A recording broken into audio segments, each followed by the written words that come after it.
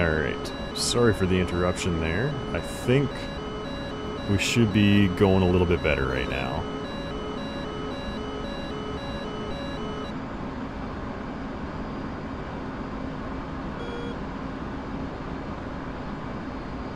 How's this for a frame rate?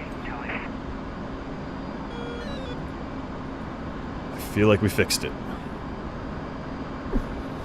Alrighty, we are back in it right where we left off.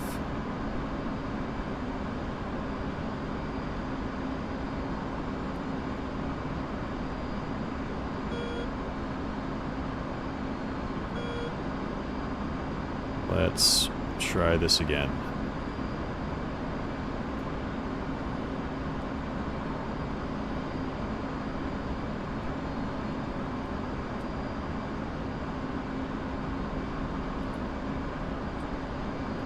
Okay. Well, sorry about that, everybody, but let's get this thing on down onto the carrier here. 223. See you at 10. 223. Update state switched out. 223. State 6.5.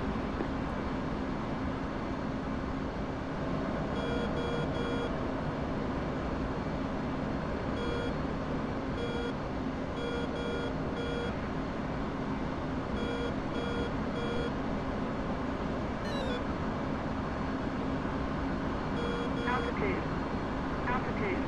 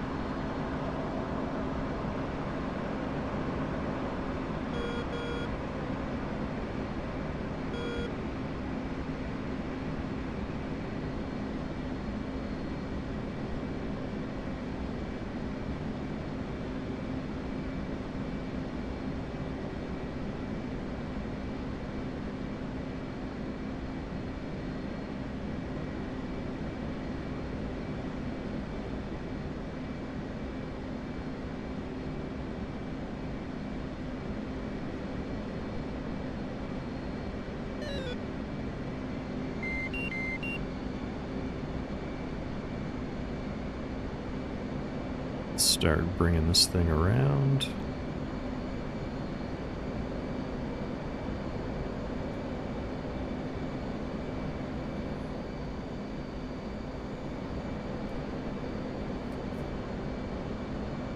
Let's get that gear down, flaps to full.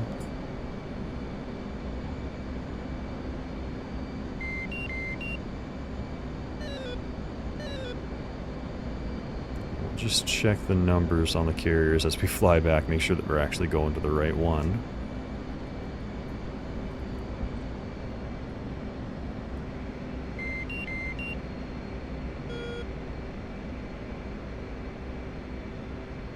That should be 7-4, perfect. That means that we're going to land on 7-1, which is the correct carrier.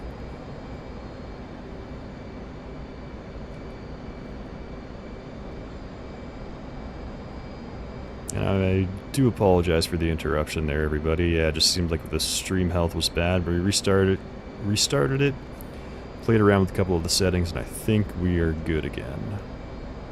Let me know if it starts buffering a bit for you guys, though.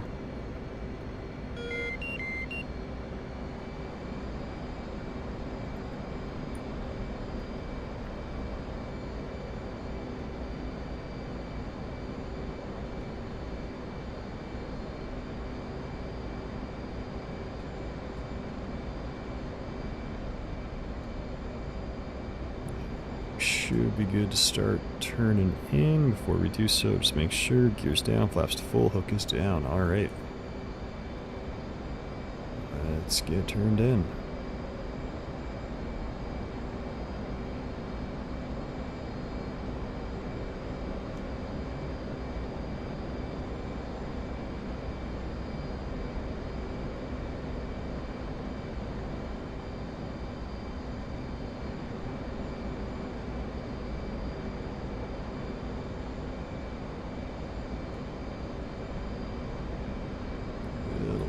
aggressive in the turn. Roll up, or roll out. We're lined up a little bit right.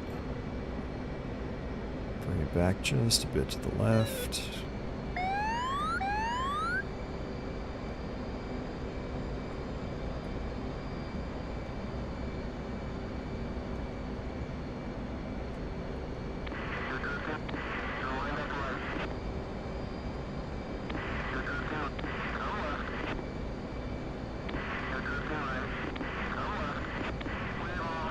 Yeah, we are going to have to wave off. That was rough. Alright, let's go gear up, flaps up. And we'll try that one again.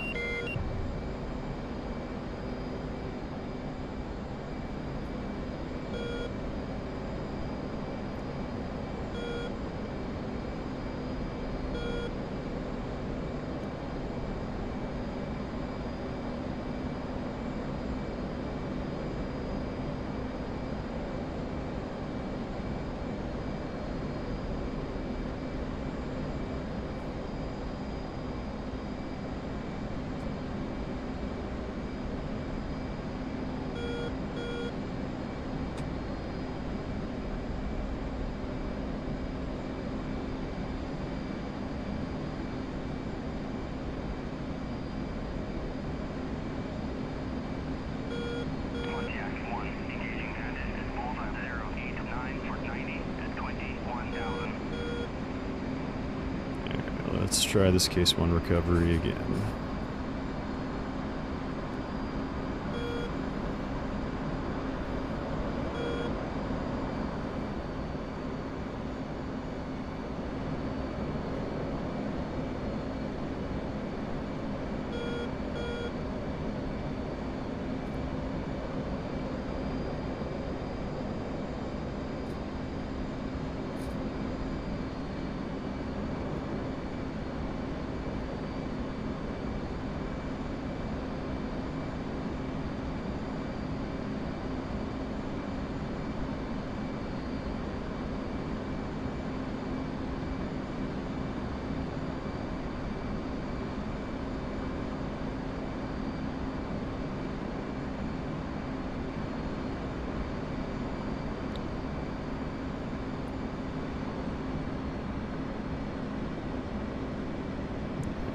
Into our turn.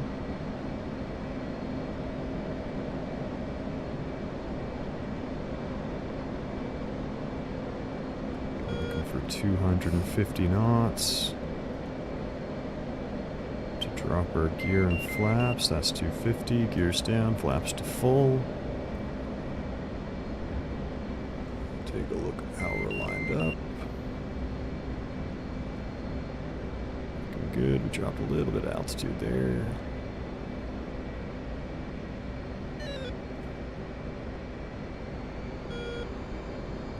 A little bit of throttle, start picking the nose up.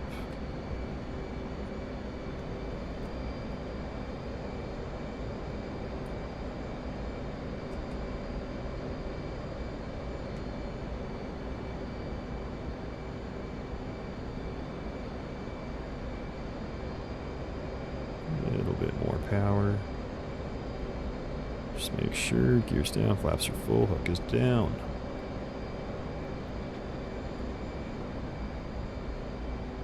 Oh, see, we're drifting a little bit right. Let's bring it off to the left.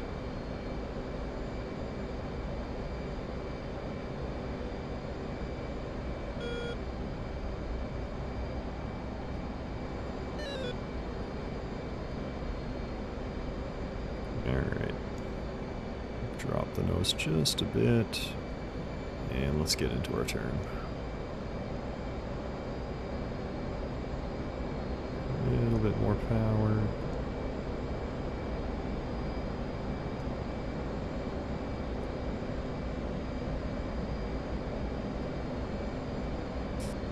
A little bit less power. Find the carrier. That's looking good. That nose coming down just a bit. That's looking real good. Might be a little bit right. We had the flaws pop off for us for a second there, but I think we're gonna have to go without it again, which is kind of brutal. I don't know what's going on with this server and not having the flaws work.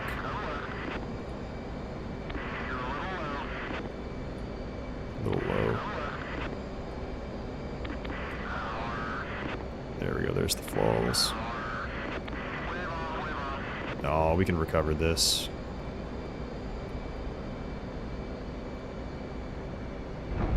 Maybe not. Ooh, that's rough. Not our day for carrier landings.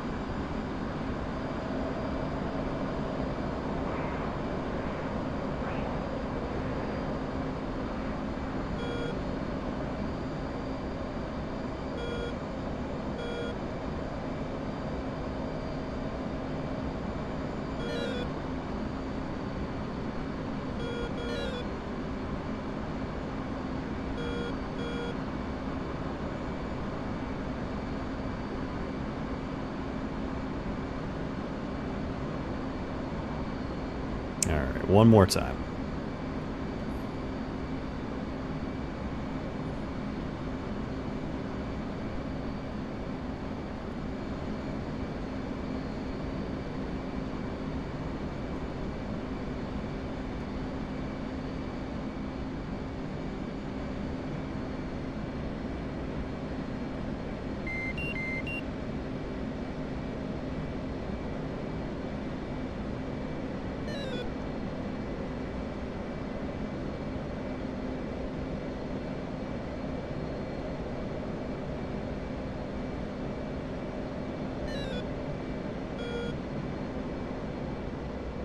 Gears down, flaps to full.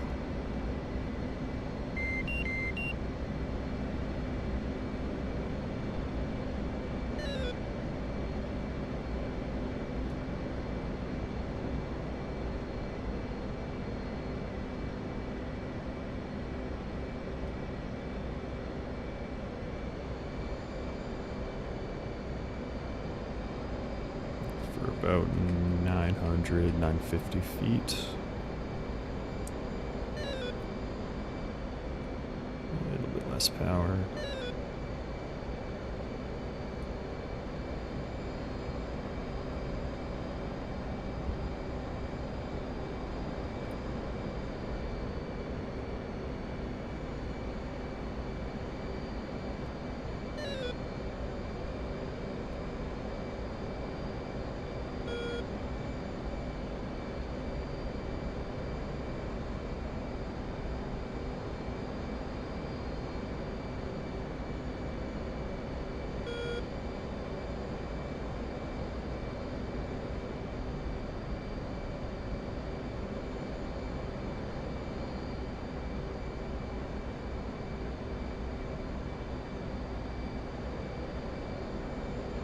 I think these ships are stationary too, which is a little bit weird.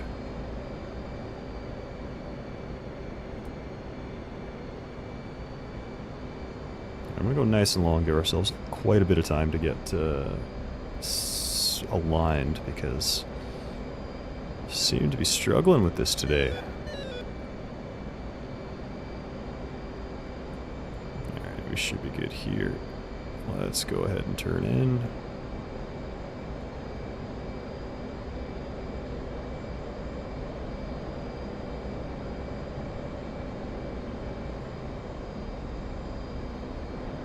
A little bit more bank angle.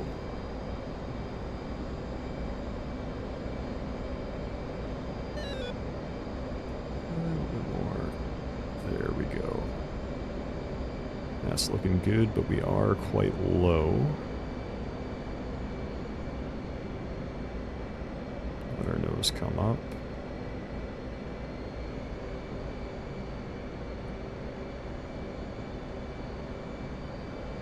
There we go. Still a little low. And we're lined up a little bit left.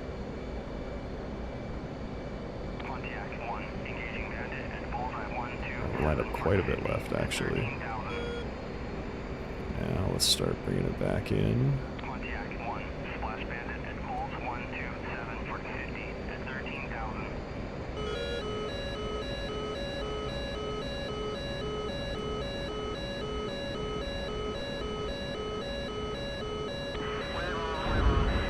Wave off. Damn. Oh, we're having a devil of a time. Gear up, flaps to auto. We're burning like 1,000 pounds of fuel every time we do this. Oh, and we damaged our landing gear. Rough.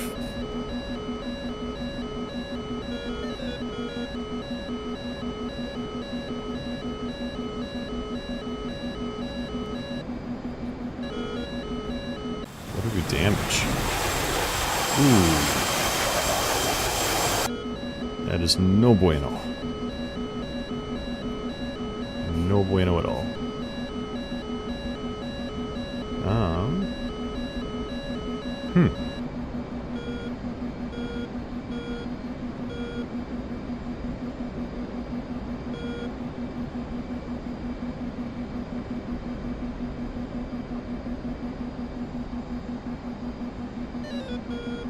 Kind of in a bad state here.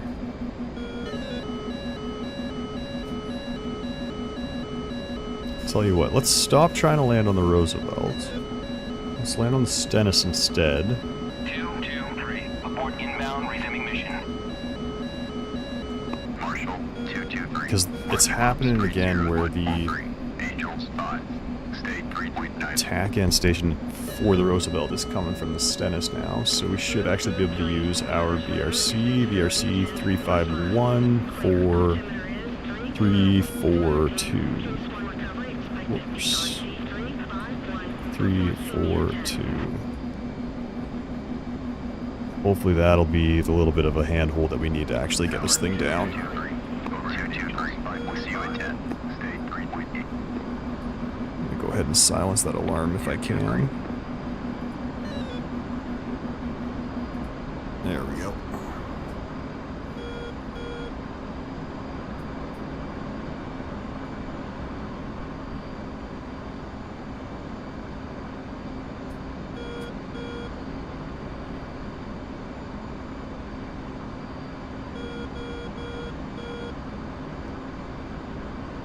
So yeah, we did smack down a little bit too hard there. Damaged our gear.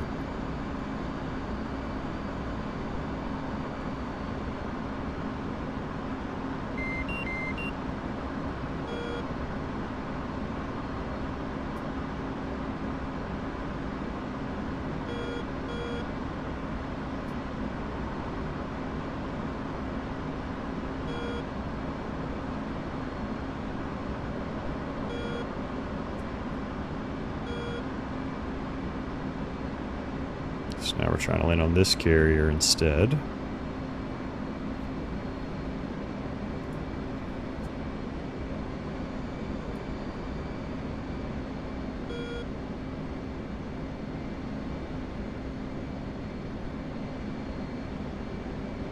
A little low, let's get a little bit of altitude. right before we start that turn. 223. See you at 10. Alright, let's turn on in. 223. Update state switched out. 223. Stay 3.6.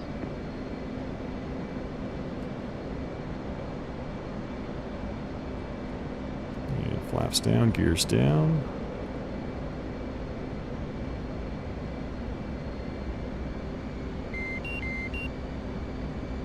A little bit of power. Alright. Feeling a lot better about this one.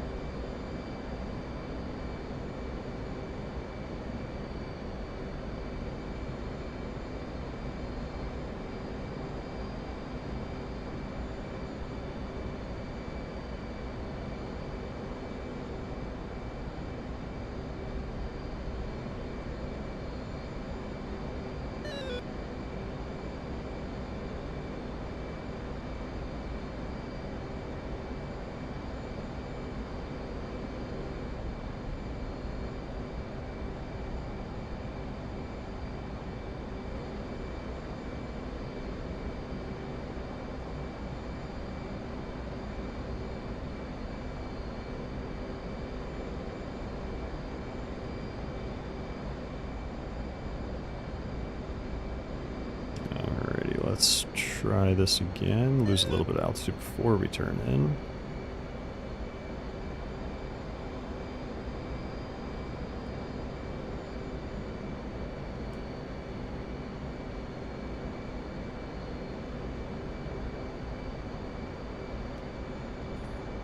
There we go. Now let's start that turn.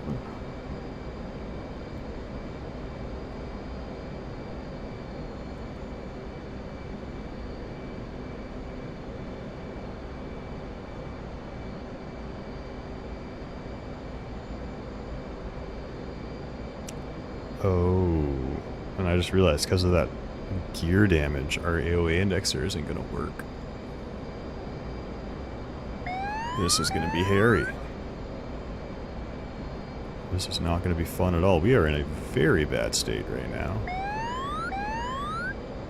We're also way too low.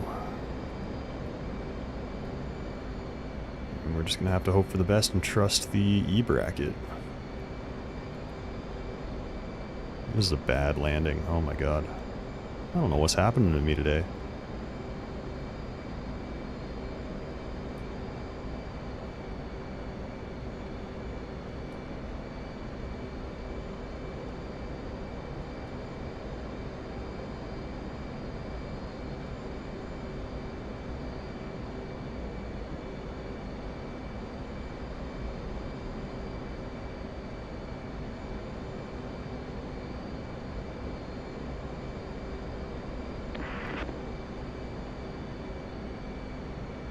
We already got the wave off. Oh my goodness.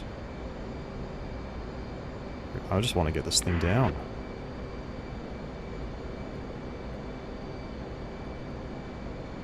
Oh, he's waving us off because of our gear. There we go. We managed to get her down. Oh, that was rough.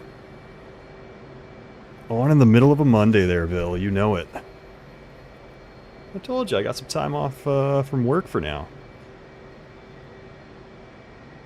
We are, however, going to respawn this plane because I accidentally damaged the landing gear in trying to land this thing over on the other carrier. And we're running into the same problem we were running into the other day where the TACAN for the other carrier... Oh, we can't see it. The TACAN for the other carrier is coming from this carrier again, so me trying to fly my my course line puts us onto the wrong boat, and I was having a quite a hard time today trying to get it landed on the other boat. In any case, we will go ahead and get a fresh Hornet.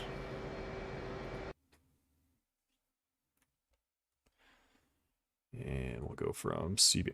Ooh, maybe that's why, actually. Because they got CVN 71 here and then CVN 71 Super Carrier here.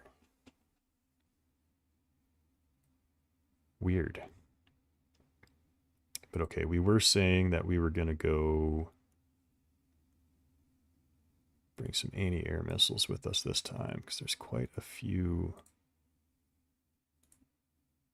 enemy aircraft up, or at least there were before we spent a half hour trying to land.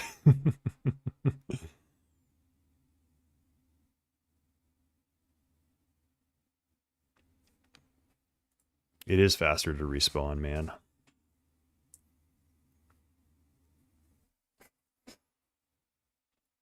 And we're going to spawn hot as well, so we don't have to go through the whole cold start here.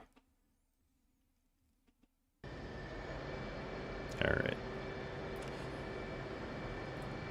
FF's on, tack in, on, set for 7-1.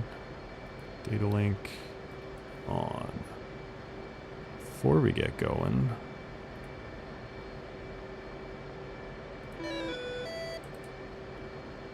just going to check the SA page.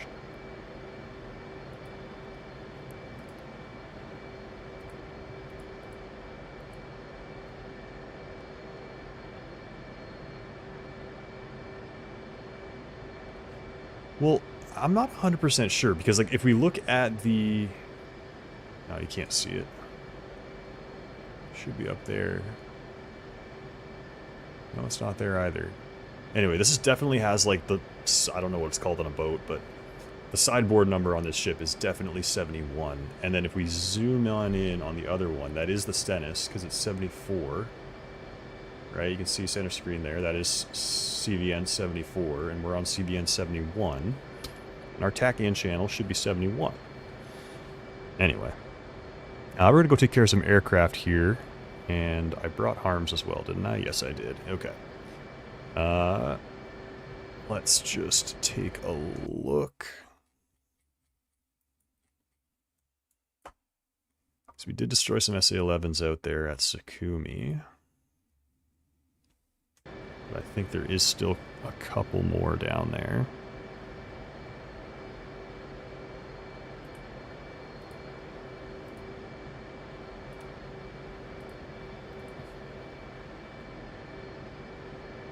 Grid, Foxtrot Hotel. The main thing we're going to be looking for here is shooting down some aircraft. 738, 738, 474, 474. Enter, an elevation of 4-3, enter. Then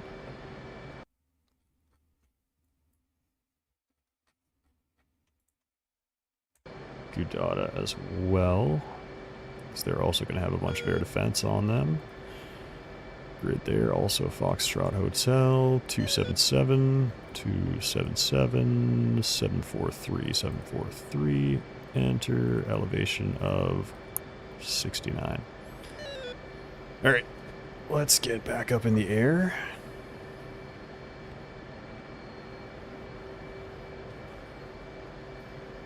And we'll go try to have there be fewer red diamonds out there.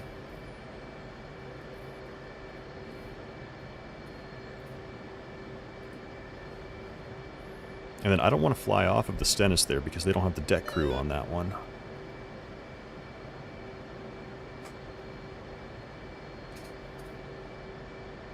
Which, like, it's not an issue. It's just more fun. At least I find it more fun to work with the deck crew.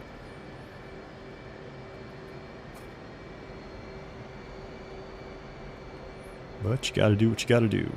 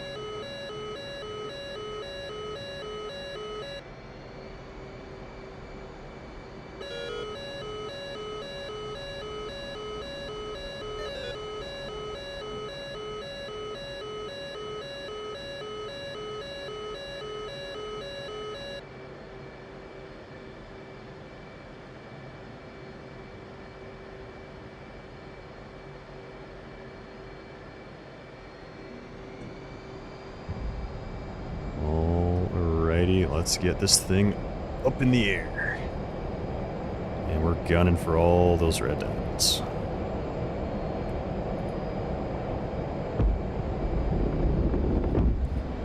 See exactly what aircraft are up there.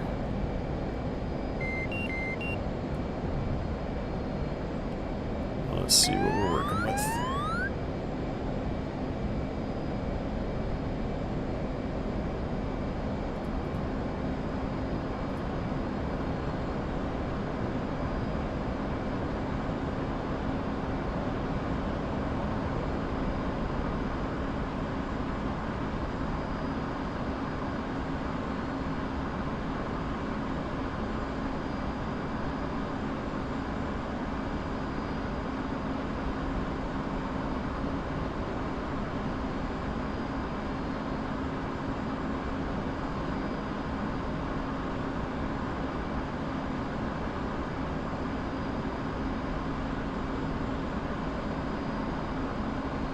Alright, 35 miles to him. Let's do it.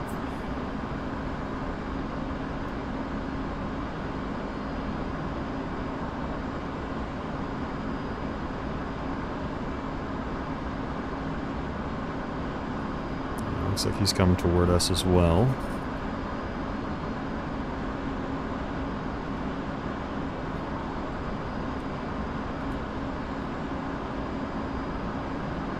He's coming right for us.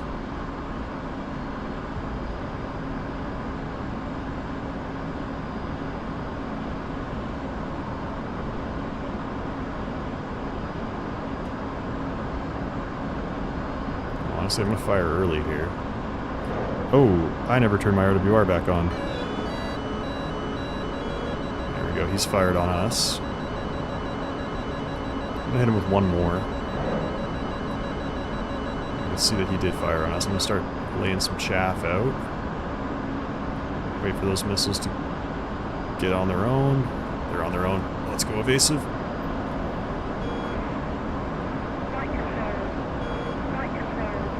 Pop some chaff. And we'll switch back.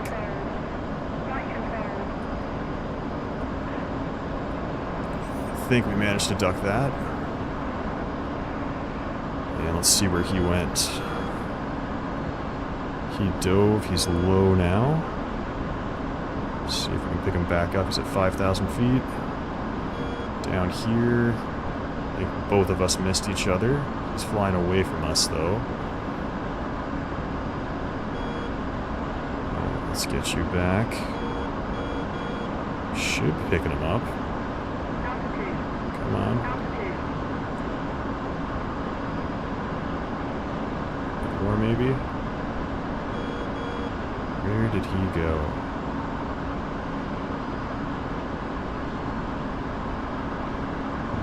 We lost him on the SA page. We lost all those contacts on the SA page, actually.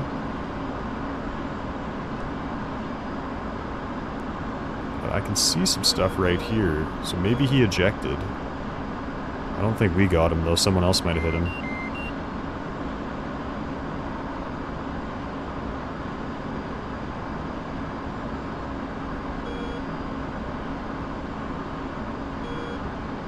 So yeah, those do look like parachutes. And there we go. Got a couple more contacts coming in from the data link.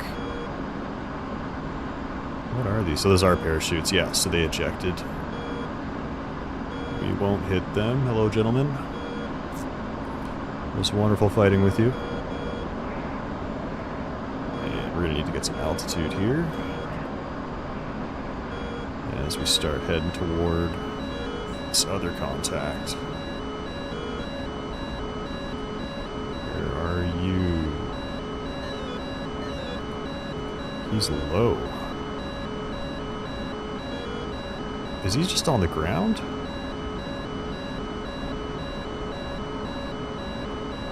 And if he is on the ground, and if Sam's lining us up, let's go ahead. See if we can get anything with a harm here. Yeah, we can. Oh, they're way out there. Maybe not.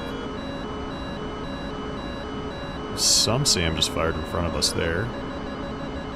Ooh, from where? Oh, there they are. Come on. Magnum. And I'm gonna wait. Yeah, there we go. We can see the launch profile on that missile coming toward us. Let's get the next one. Magnum again. Let's break.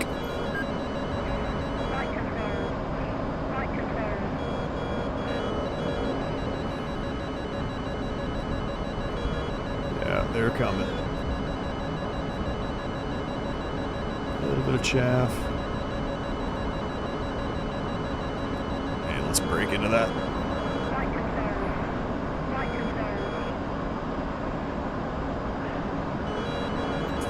Pull. Some countermeasures.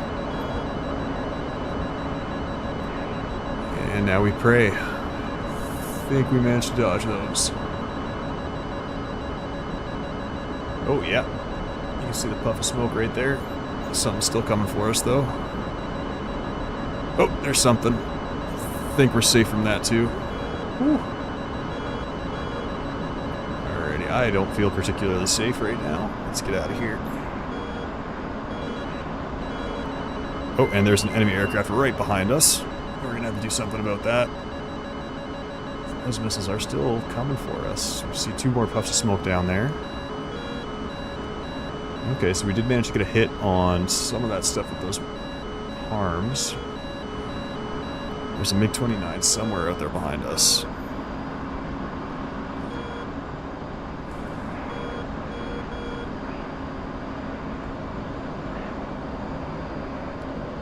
Let's see if we can pick him up right quick here.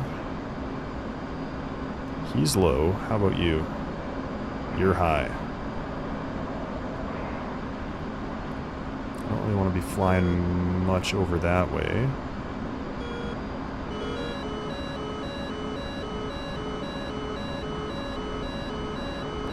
Because, yeah, that SA-11's lining us up again.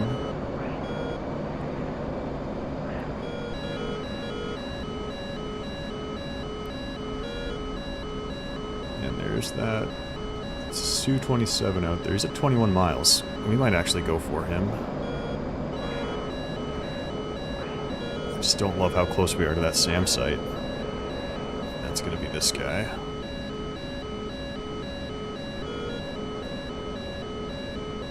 Angle that radar down. Okay, bring that sweep angle. Damn it! That SA-11 again. Yeah. We're going to have to get out of here. At least come away from them a little bit. Because, yeah, that's that missile coming for us right there. And I'm out of chaff. Alright. Let's just break and pray.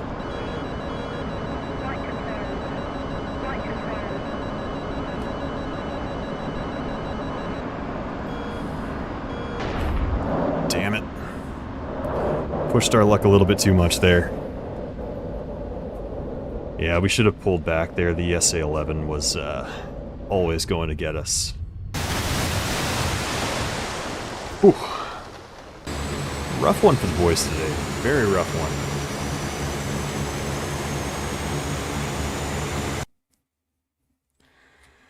Alrighty. So yeah, it was an SA-11 from Sakumi. I thought that we had, you know, engaged that enough that we should have been okay. But I guess not. And then, like, there's no chance for us. If they're just... Yeah, there's no chance for us winning that fight up in here. When there's no enemy... Or there's no friendly air defense covering us. And it's just the enemy air defense just peppering us constantly.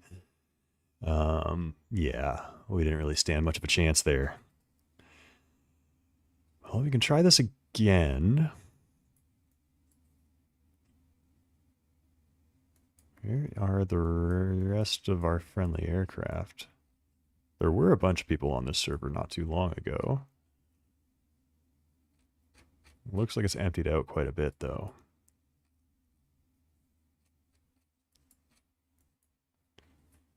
Hmm.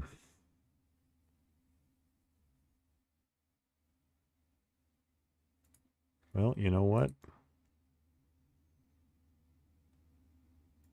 Let's try this again.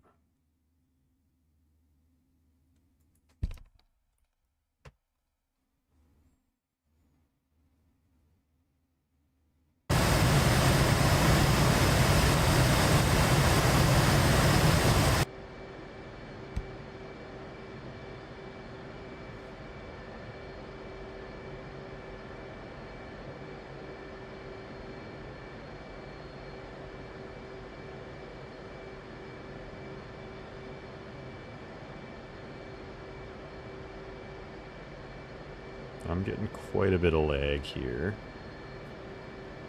How's the stream looking for you guys? Is it choppy?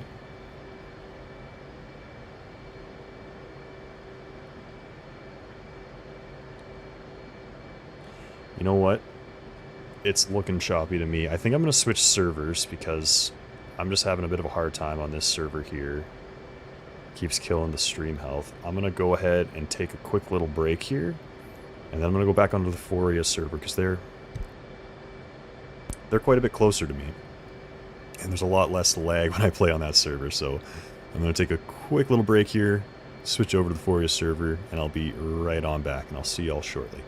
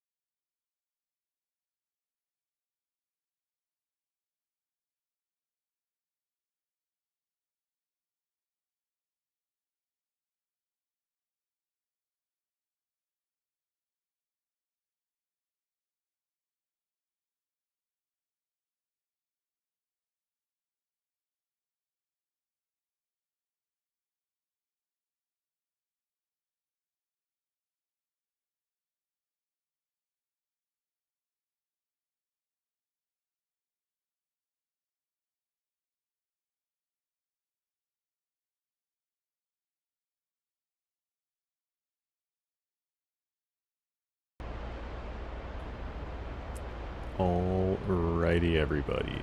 We are back. Hopefully, this will fix all of the stuttering issues that we were just having, stuttering and buffering. If not, please do let me know, and I'll see what I can do to make this stream run smooth. It just seems like we're having some connectivity issues. Anyway, we've changed servers. So rather than being in the BSC server, we're in the Foria server. So ping significantly less on this server for me. So hopefully it'll be a bit smoother of a ride. We are mid-mission. Seems like. So we got the kind of southeastern, or the southern cap area largely taken care of, well, completely taken care of. The carrier is kind of just steaming its way northwest here. So we usually end up focusing in on this just because, actually, we might go northeast. I feel like we always go northwest. Let's go northeast. We'll go check out Nalchik, and then we'll hit, that at least has the benefit that we intercept the refuelers, so we can sip a little bit of gas on our way home as well. So we don't have to worry about running out of fuel, whereas it gets a little hairy if we go up there and we spend too much time up in the northwest. And then we end up having to, like, divert to some friendly airfield or Sochi since it's, you know, a couple miles closer. But yeah, let's, we usually don't go northeast, so let's go northeast. See what's at Nalchik. Short range air defense looks like. Not a lot of long range. They got a search radar though. Okay. Mozdok has a couple of air-to-air things. Again, a lot of the short-range stuff, not a lot of the long-range stuff. And then Mineralny. That is full up on air defense. Okay. Well, there's quite a few enemy aircraft up. I think if we go for Nalchik and Mineralny, I might just actually go for Mineralny there.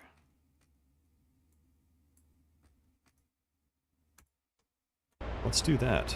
We've got 4 harms loaded up on us.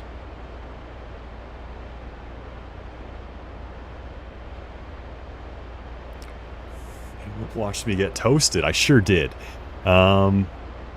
Yeah, so we were playing, we just switched, so you know, over to Foria instead of BSC. But we were being a little silly there, Bill. I knew there was some SAMs hanging out at one of those objectives, but there's a bunch of enemy aircraft coming toward me, but they kept playing chicken with me. They would come, and then we'd go nose to nose, and we'd get within 25 miles of each other, and then they would break off. And so then I would start thinking about breaking off, and then the SAMs would start firing at me, so then I really had to go evasive. And I did that 2 or 3 times. And I knew it was a bad idea to keep doing it, because eventually my luck was going to run out, and my luck ran out. And that's exactly what happened. I was just getting a little bit too cheeky. Let's get that left engine. Need to crank it first. Let's get that left engine into idle now. No. Now.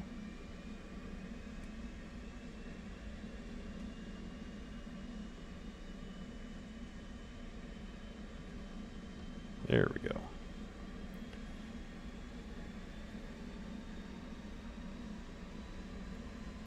The fighters, I think a Su-27 was the main one that was coming at me.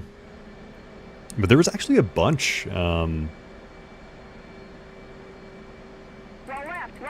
Because I don't know how they have their AWACS set up there, but the AWACS on that server seems to, you know, pick stuff up but then lose it. Whereas I find on Foria, they really don't lose enemy aircraft from the AWACS. I don't know if that's like a setting you can have in the mission file.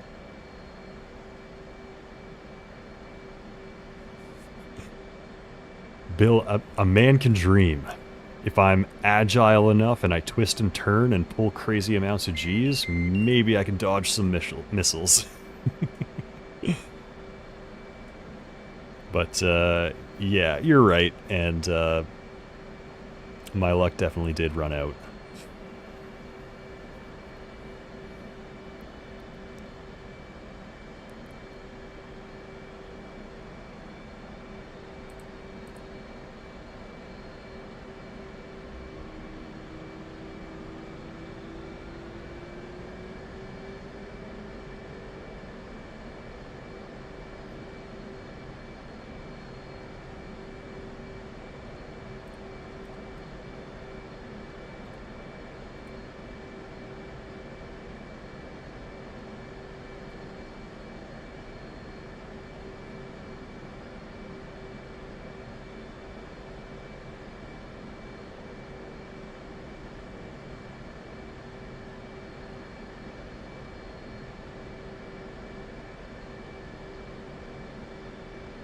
Oh, crap.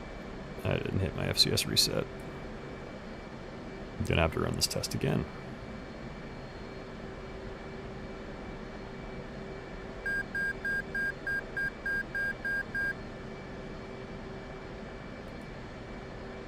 There we go.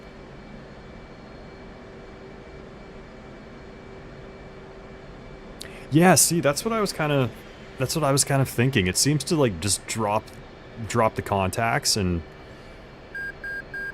you know, at that point it's like, why am I even using it?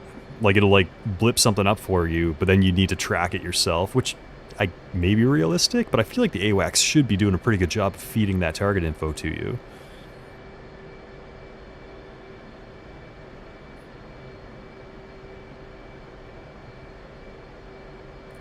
I didn't realize that the stealth profile of the E and the F are that much better. I guess they got more angles on them, but I didn't realize that that actually made that much of a difference. And full send, yes, we are in the Caucasus today on the Foria server.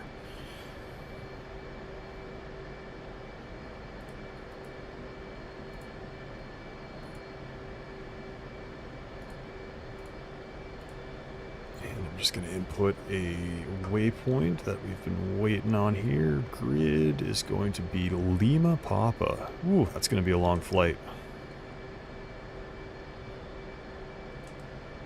Lima Papa 467 467 985 985. Enter. All right. INS alignment is okay. Switch that into IFA. Flaps back down to half. Didn't turn my O-bogs on. Uncage that. Quick little test of the ILS needles. Looks good. That looks good. Let's get the radar altimeter on.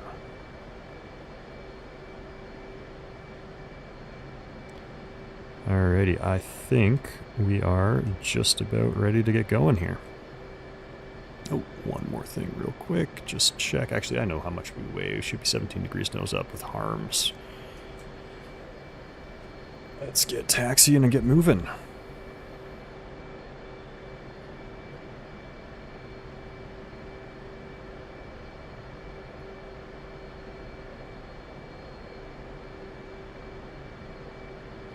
Yeah, I mean, the newer radar definitely makes sense. It's got, Secondary objective I mean, achieved. just more time, more technology, more development going into it. But I guess, yeah, I always figured that the reason they changed the air intakes was just to optimize the air intake. But I guess it does have the added benefit, or maybe like, if you're saying that's the reason, I will fully believe you, because I have no idea. But yeah, it does make sense that that would, you know, lower the profile quite a bit. And going back to what we were saying yesterday, I really do wish that they would just add the newer Hornets and just do their best to get close to what's out there, you know?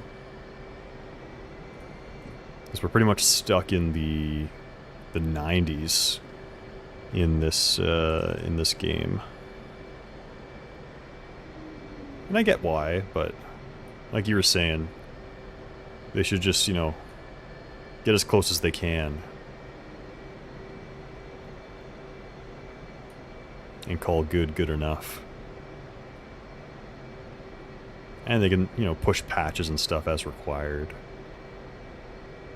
But I feel like the actual flight model, like what they're actually coding into the game, shouldn't be that different from the Charlie. Like all the buttons should be like 90-something% the same.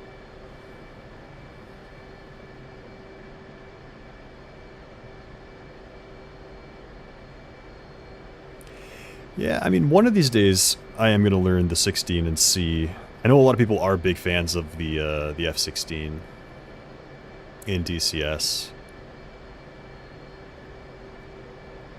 Like I do see, I think, more people flying it than I see the Hornet, but I love the carrier, man. I love the carrier.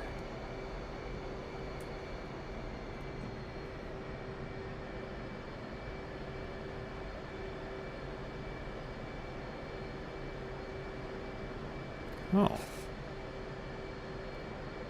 I'm gonna have to look into that.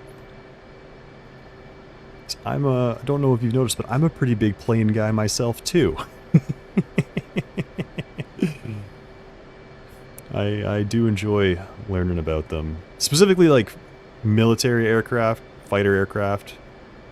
But, like, if you want to show me something, if they, you know, if they got something on, like, a C-17 or, like, a C-5 or something, I'd love to watch that, too. Alrighty, let's just make sure we got everything set. Flaps are on half. Wings are out. 17 degrees, nose up, stab trim. Alright, let's run these engines up and get going.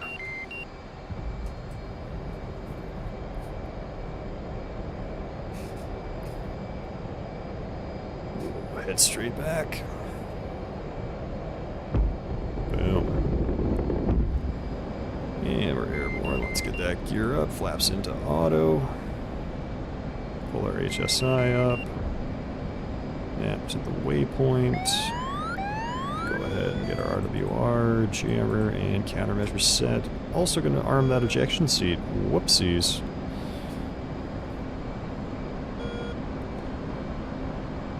Yeah, let's get steering to where we're going.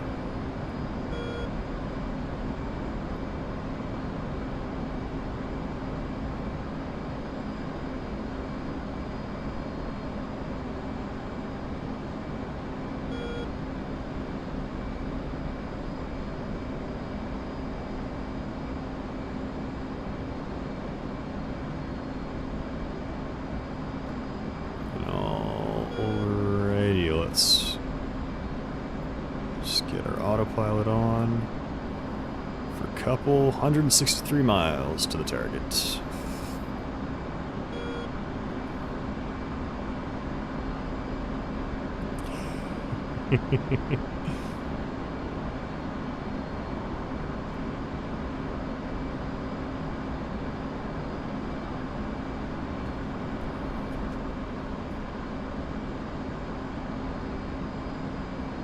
Yeah, if you can find the name of it.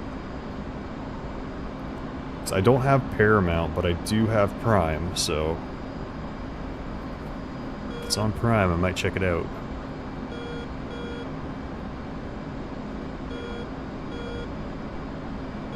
Let's switch this out for the SA page.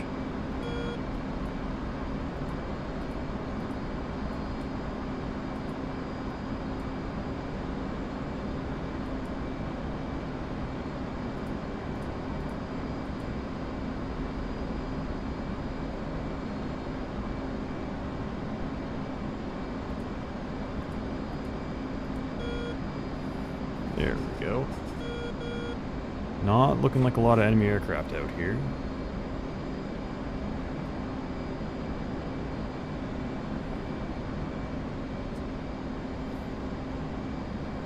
Which actually bodes pretty well for us.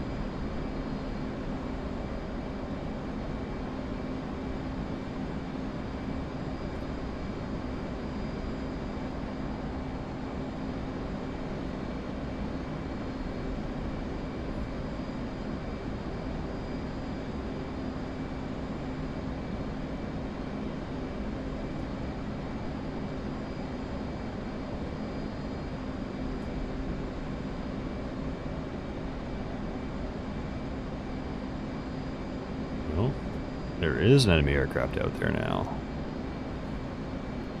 Alright. Let's pull SA up down there. And we can start. Just in case he pops in front of us. He's still quite far out there, but... see if he wants to tussle.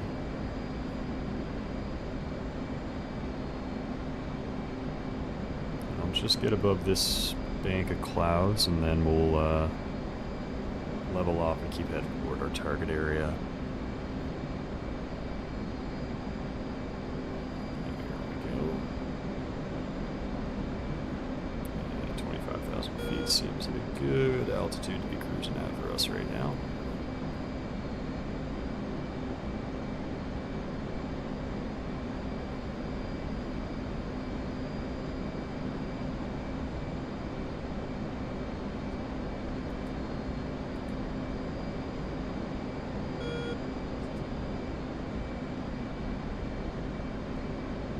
Let's just see if we can pick these guys up.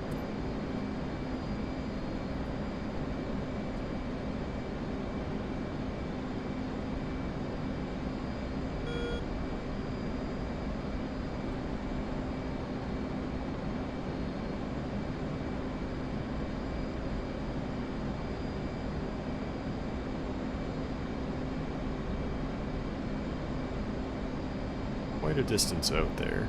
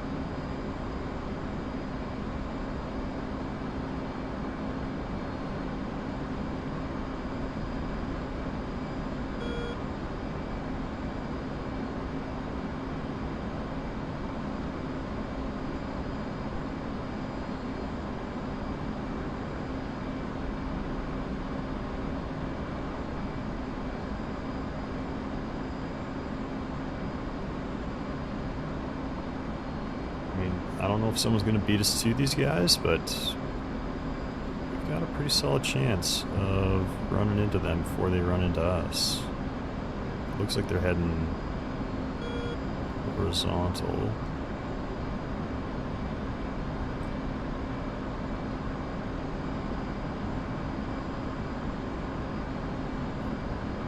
Or perpendicular, rather.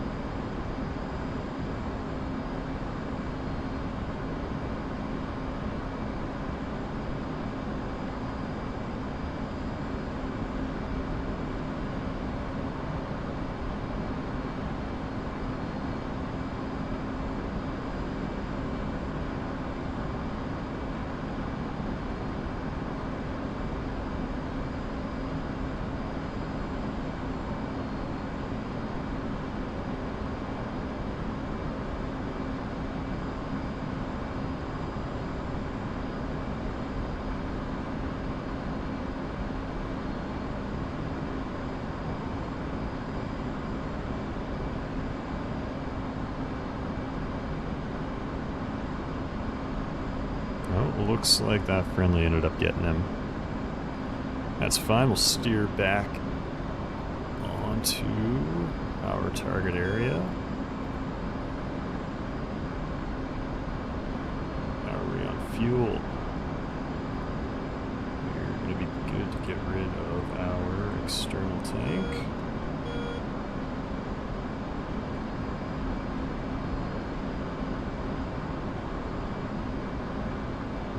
So wait till we level off.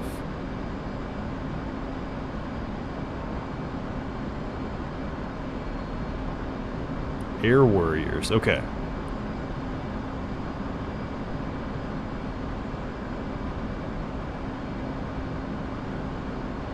Oh wow, okay, so they've got...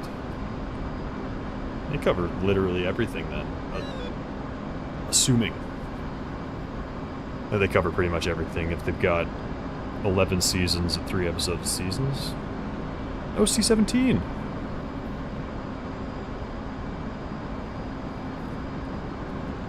I mean, C5's just a really big C-17. I know it's not, and that's an oversimplification, but...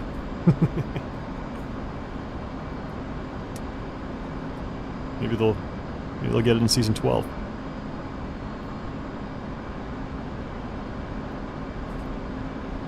Yeah, let's go ahead and jettison that fuel.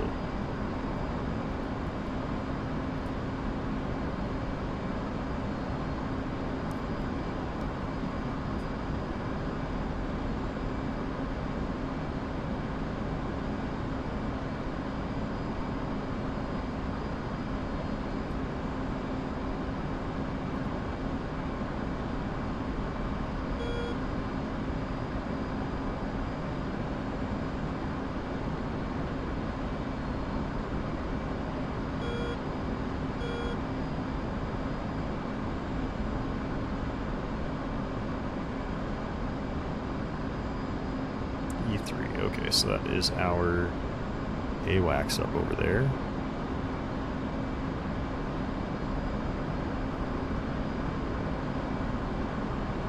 Yeah, C-17 splits the difference really well.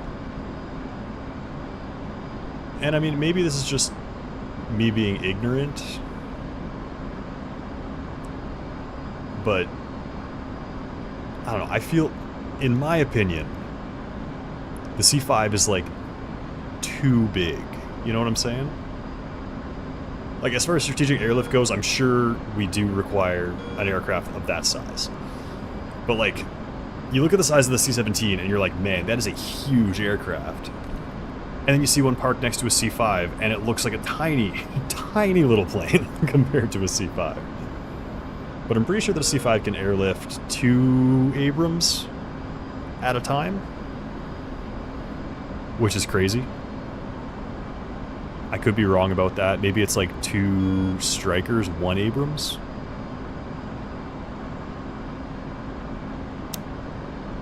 But yeah, massive.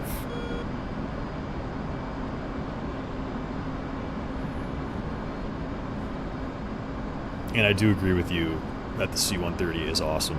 For STOL, it's just awesome in general, man. That is a workhorse aircraft. It's been around since the beginning of time.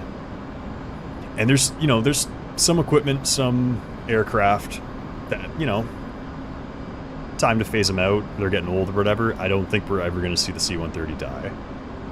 It's just too well-rounded of a platform. Rugged, short takeoffs, short landings. It can reverse its thrust. That's pretty handy. It can... I've seen one land on a runway that was definitely never built to accommodate a C-130, and it just came in no problem. Like, this is like a civilian... I think it was paved, but it might not have been. It was covered in snow at the time.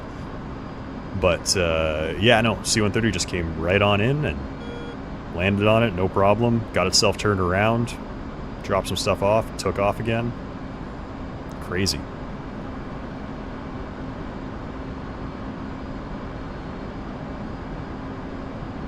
To see if I can take 2 Abramses. Abrams? That's crazy. That is genuinely... I don't know how much an Abrams weighs, but it's a tank. And it can take 2. So maybe it's 4 strikers then. But I feel like at that point, weight's not your concern, space is your concern. For the strikers, not for the Abrams. And we do have something out here to our right. And Bill, I'm so happy that you turned me on to this HMD because it's awesome. I can just look around for it. Is it high? Is it low?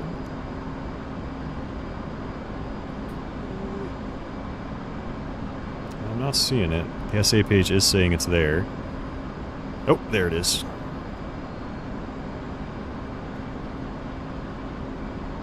At 25. Okay, I am going to turn onto that.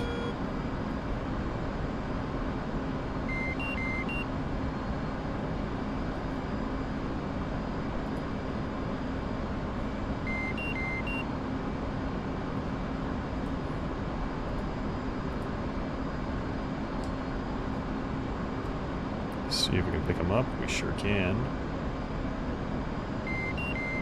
And he's closing for us as well. There he is.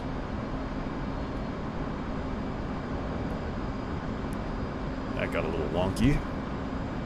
We got a shoot queue. We'll see. Maintain this lock for now. See what our missile wants to do. And after that, we'll get back flying toward our target area. We've got 2 AMRAAMs, so if needed, we can send a follow-up. What's the time to go on this? 22 seconds. Okay. It's fine that we lost that lock because the missile is under its own guidance now. Try to pick him back up, though. He's diving hard.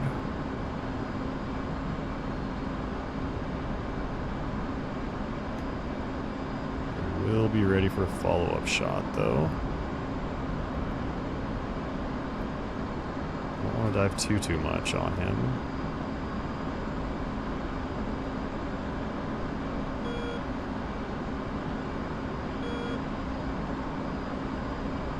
He's heading away.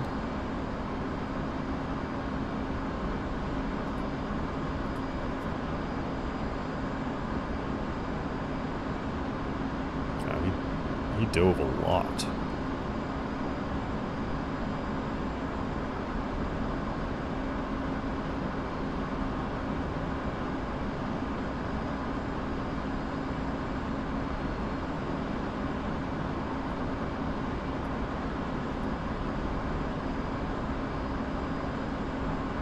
He's climbing again. Picked back up.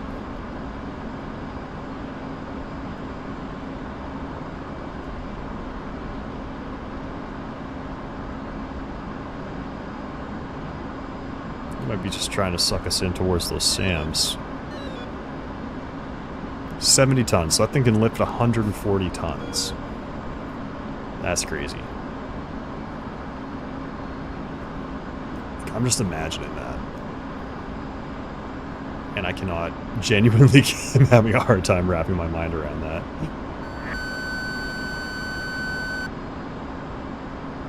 I don't know why.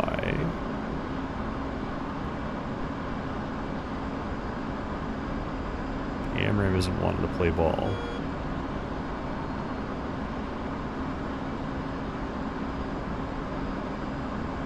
I'm just gonna fire one off and see. Might just go into bulldog mode.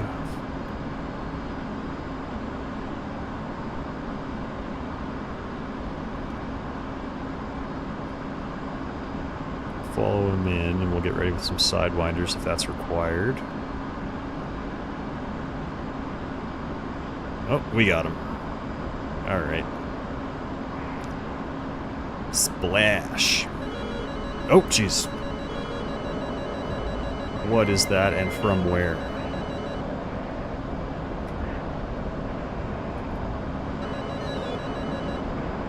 Panic. Panic.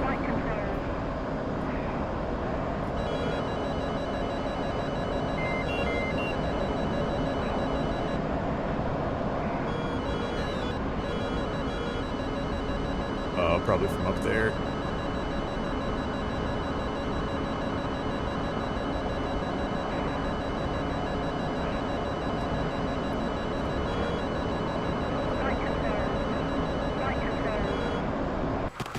That. Oh. Oh.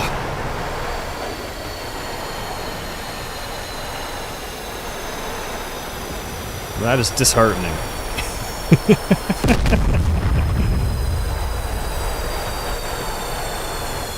Let's cheat a bit and take a look at the air picture, because I'm pretty sure there was a couple of aircraft up. Two Jeffs got us.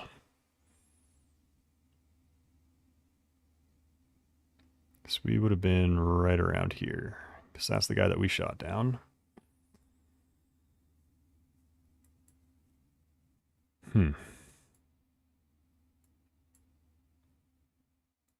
Disappointing. You know what? Rather than flying all the way from here back out there, I'm just going to take off from Beslin. I love taking these things out. We're going to do that.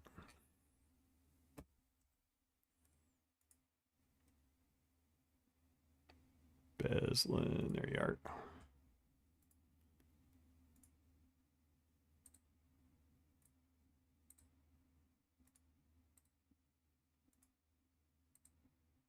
And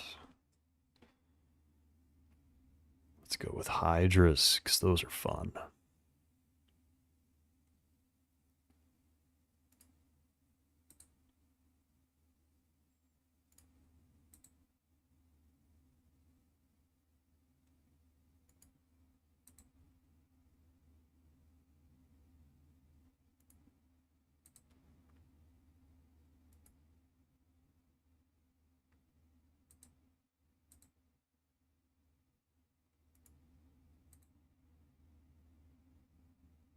And bring 2 500-pounders.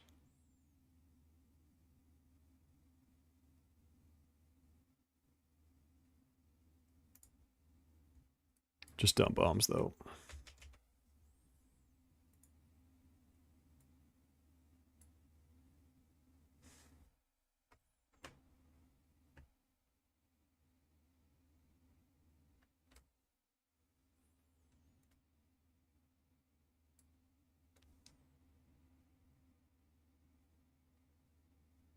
Why do I circle instead of notch and run?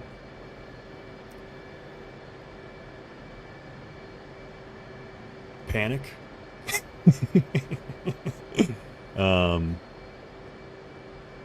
don't know. I do find that if I can, you know, brake left or right, turn back in, and then reverse and go the other way out. So, like, brake right, have the missile commit to going to my right, its left, and then switch back. I do find, especially for the longer range missiles, that does a pretty good job of just bleeding its energy off. Dealing with a shorter range band, you are probably right, though. It would be better. I would be better off just braking it once and then turning and just running. Maybe that. I'm also just greedy. I want to, when I'm in those fights, like, I want to get my nose onto them again. And I just get tunnel vision on that. And usually I don't get myself killed. So, I don't know. That's the best answer I can give you for that, is just hot-headed, I guess. But yeah. If I do just notch and run, I'd probably end up dying less. So I might start doing that in future.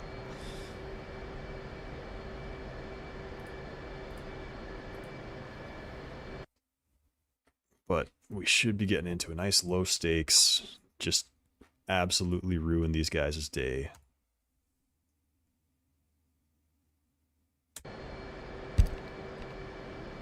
I don't think they have any air defense with them.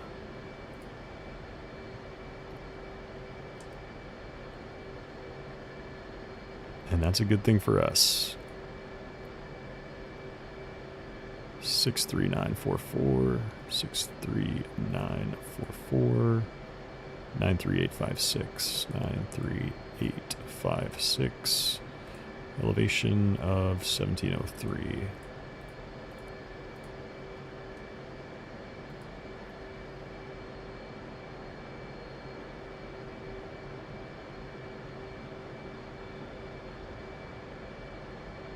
Turn away instead of into the missile.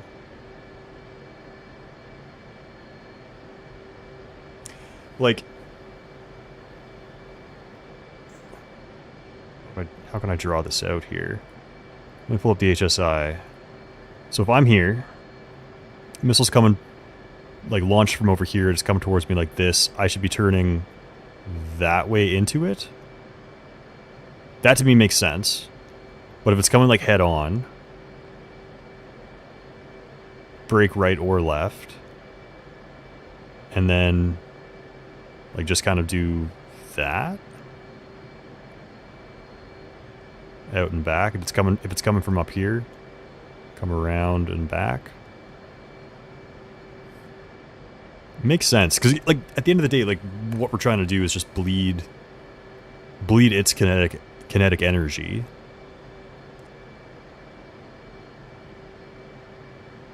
And have it run out of fuel and momentum and just have it fall down.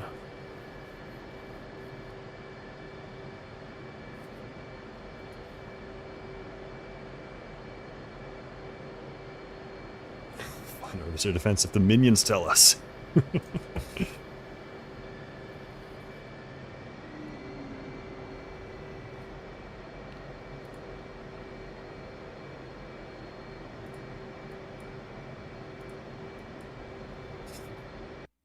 Just take a quick look. Oh, there's another F-18 going for what we were planning to go for. Where is the best place for us to be going? We actually kind of want them going left here. No, we'll go right. We'll go all the way down the apron here. And we'll turn left. Take off that way. Islam, request takeoff.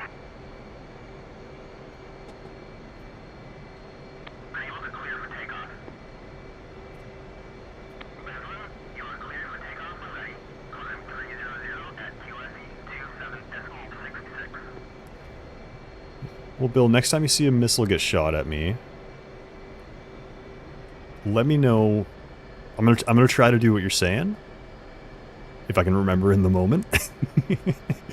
But if I don't, let me know. And I want to see, because that is something that I do struggle with quite a bit, is as soon as the missiles are up in the air coming at me, I do tend to panic a little bit, and I just start yanking the stick around. And that is something that I definitely could improve on, so let me know. I'll try. And yeah, let me know if I'm doing it, and just keep giving me corrections. And we'll see if we can up my missile evasion survivability.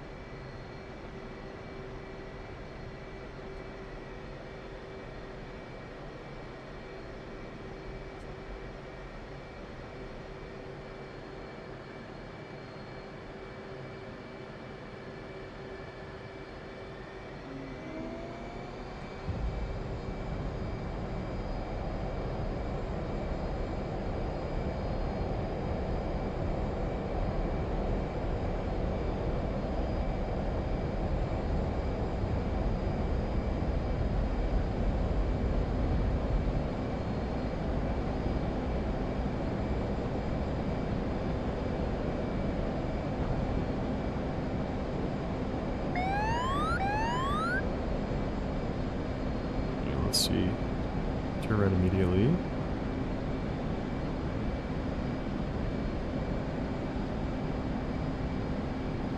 Oh. I didn't realize I went right then right again. What I meant to do was turn left at some point. I think that's our target area, just right down there. But okay. No, I think I just messed that one up then.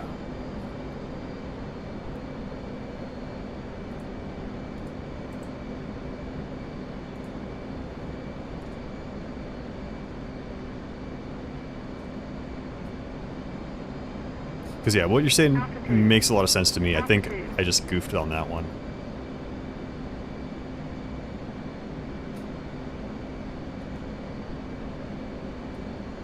Actually, hang on.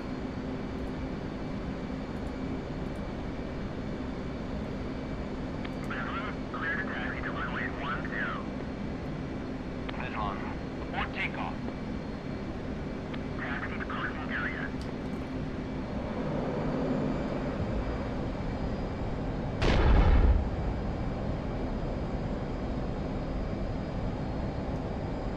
I think we just got ourselves a little bit there.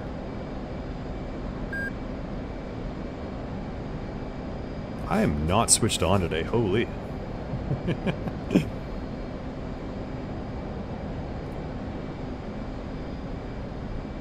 So I don't know what that would have been if it wasn't just us eating a little bit of frag from our bomb. We were pretty close there. But everything seems to be okay. There's still actually targets down there? There's not. But there is a Jeff.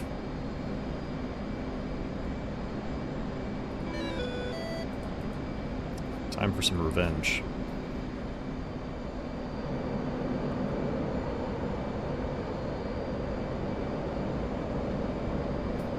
That F-18 definitely made quick work of that objective though, so that's good.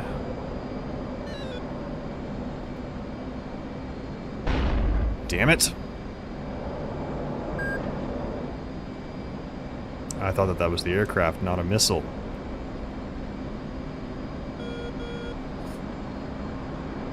Man, it is a rough one for us today. We're just gonna launch out of that.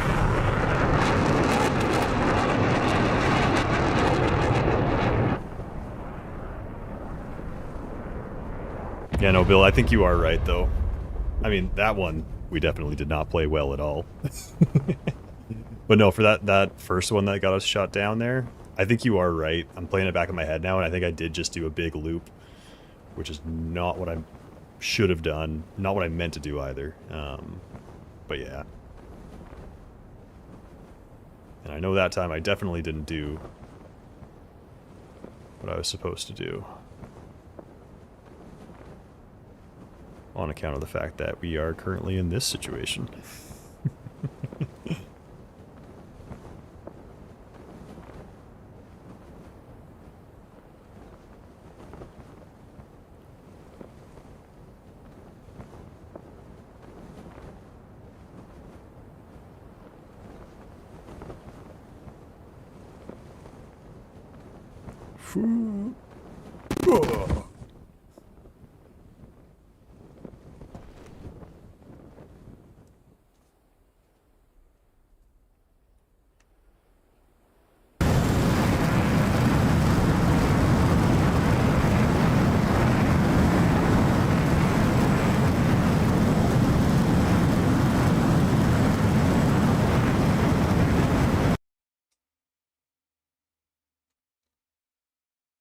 I mean, it ended up just like stabilizing a little bit for me, which pretty good.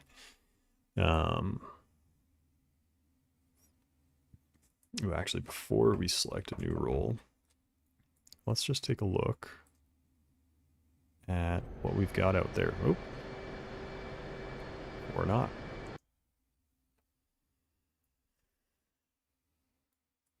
Yeah, I think we can fly out of Beslin for a little bit and start just going for some ground targets here. A couple search radars.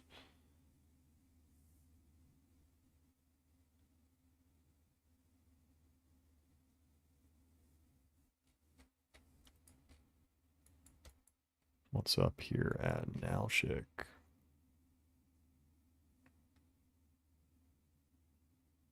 Just a bunch of ground vehicles. I say we go for Mozdok.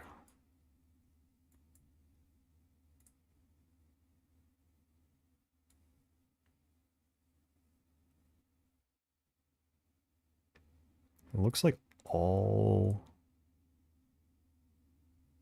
short range for the enemy.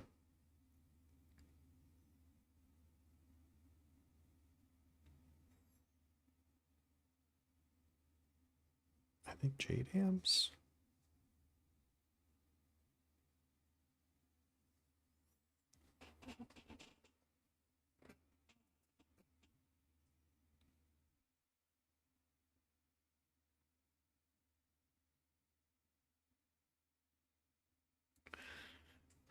Yeah, Bill, we can try to figure out a Discord here. Give me 2 secs.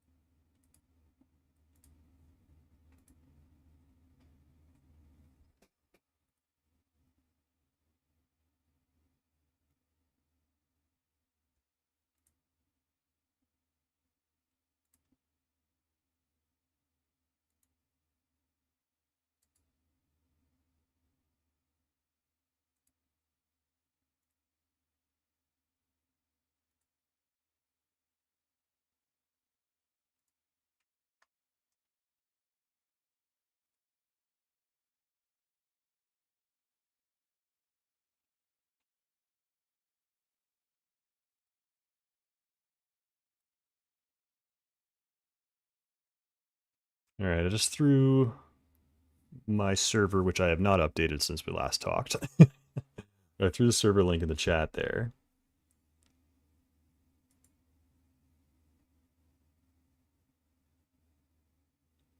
Now, heads up before you go and do that, I'm probably not going to be on here too much longer. I'm thinking maybe one more sortie, because the wife is going to be getting home from work pretty soon here, so she won't be thrilled if I'm still on here when she gets back and I start ignoring her for this.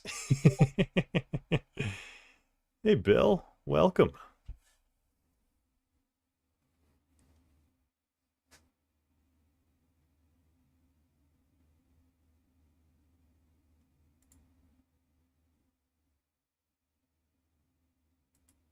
Sorry, because the wife is going to be getting home from pretty soon here, so I can hear myself through your mic. Can you hear me? I can hear you. Hi, Bill. I just joined for the phone because I was like, yeah, screw it. Yeah. Why not? Well, welcome aboard. How's it going? It's going pretty good. How's it going with you? Hang on. Can you hear me? Yeah, I got you. I was switching to a headset because holding a phone up to my ear like I'm a 15-year-old schoolgirl in 1997 is not good. I am neither. I am not that hot, and I didn't spend that much time on the phone. So, yeah. Earpiece it is. Fair. Yeah, it was so weird. Like, and it was funny because I'm watching it. I'm like, are they the missiles? Yeah, I'm just trying to play it back in my head of what exactly I did, because now I'm going back through, and I think you are right. I just did one big circle around to the right, and I should have notched it was back. Just so weird. Like I said, it wasn't a critique. It was just, did you know that, like, and some people don't know how to air. Like, I'm not fantastic at it. I just know the concepts. That doesn't mean I'm going to win every time. No, yeah, I'm the same. I'm not a huge air-to-air guy. I am a big air-to-ground guy, and then I've started dipping my toe into the air-to-air piece a little bit more now. Um, And that's funny because I'm backwards. I actually started air to air and okay. realized I sucked at it at first because I didn't know the rules. Well, it's all speed management. It's just like Yeah. landing the airplane. It's all speed management or power management or inertia management, whatever you want to call it. Um, that's really what it is. If you run out of speed before the other guy, you lost. I mean, not so much in the 18. The 18's forgiving for that. Hmm. You can go at people pretty hard in the 18. Well, I find in DCS especially too, it does, I think, outperform a lot of stuff that in real time it wouldn't necessarily outperform. It, I kind of agree, but Yeah. I really think it's about how the plane flies. Yeah. Like that plane, you can take that plane down to 120 knots and get inside the circle of an F-16 if you go one circle. And you can just keep doing that because that plane can fly. I mean, in reality, you don't want to be under like 150 maybe, but like you can maintain it an extremely slow speed fighting an F-16, where an F-16 has to stay at like 425 knots. So I'm doing these big, huge circles around you, and you can just, if you start up high, you can literally just go high, cut your speed to nothing, and watch the bigger planes and the faster planes just keep going around, and you can like leafy fall it in the middle and just use rudder and just stay inside the circle and just aim outside. Huh. If you can get good at that with rudders, oh my god, you will crush everybody in that 18 because nobody knows how to fight an 18 like that. The F-16 guys don't realize that the only way to get around that is to take it into a vertical fight because now you have no speed to go up. Yeah. So if I take my 16 at 100 and let's say 50 knots and pull straight up, well, your nose ain't going that high. You have great AOA, um, but your nose is not going that high. Yeah. It's kind of like flying. At that point, you're like fighting in a helicopter at 15,000 feet. Well, exactly. Yeah. You're just going to stall it and then, Yeah, yeah. and you're going to slide backwards, and then you're going to have to go nose down. So you still have to have power management, but you can really do some awesome things. Um, but in the 16, if I keep you in a two circle, you're going to lose because the 16 was built for two circle dogfighting. That's its main goal in life Okay. is to keep it fast and to take it to the ground. Yeah. So the JFs are going to fight like the 16s because they're small and light. Yeah. And fast. The 18 is just so underpowered. That's its biggest problem. I think the 16 does 0.4 Mach higher than the 18. Really? They're much faster than the 18. The 14 is like Oh, the 14 can, pre- the 14 can rip. 14 is just like, oh look, there it goes, Yeah. and goodbye. Yeah. Like you're done. Yeah, but the 16 is, I think the 16 is like 0.2 under the 18, or I'm sorry, under the 14. Like they're fast. Really? Well, their power to weight is Well, amazing. I You guess, have yeah. one big rocket with no weight. Yeah. I mean, I guess unless yeah. you have 3 fuel tanks and you're armed with air to ground to the teeth, maybe. But for the most part, F-16s weigh nothing in the grand scheme of fighters. It's like half the size of an 18. An 18 is half the size of a 14, unless you're talking about a Super Hornet. The Super Hornet is almost the same size as a 14. Yeah. I'm just thinking about the 16. Like, you are right. That is very much just an engine with wings slapped onto it. Yeah, that's it. Unless you have those fuel tank things that you were talking about yesterday. Yeah. But other than overloading it with fuel, which you may or may not have to do. I mean, in most cases, that's your big thing. You ever get a 16 chasing you, you're not going to be able to get away from on a straight line. Yeah. You got to take them down into the mountains and hope that they suck. But if you can get some altitude and you can get really slow, so you're inside their huge circle compared to yours, like you can crush every 16 JF. What's the other one? Well, 14 definitely. 14s are actually pretty good. As long as they get the wings Um, out. Yeah, and if they want to f, and if it's a game and they're effing up the airplane, um, you drop the flaps too. And Oh yeah. but there's a counter to that, because then you just go fast. Again, for the 16, if I go up against a 14, I take him down to the ground. As soon as I see his wings come out, I go straight up. Okay. Because now if their wings are out, they're way too slow. They're going to outrate me because they're going to be able to pull harder inside my circle. But the second that they go up, they've lost all of their speed, because they're going to be at probably like what, 350, I think, is what their circle speed is. Yours is like 330, 350. Because mine's For like 425, 450. okay. Like as a 16, I rip around that thing. Like I am moving around that circle. Yeah. But as an 18, your easiest thing is come in with some speed, and then you transfer that speed into a nice hefty turn, pull your I don't know what setup do you have? Do you have wind wing for your No, stick? no. I've just got an X56. I think it's Logitech. Okay. It's Um very much an entry level thing. I forget. Yeah, I actually I had one. That's what Okay. I started out with, and then I went to a wind wing.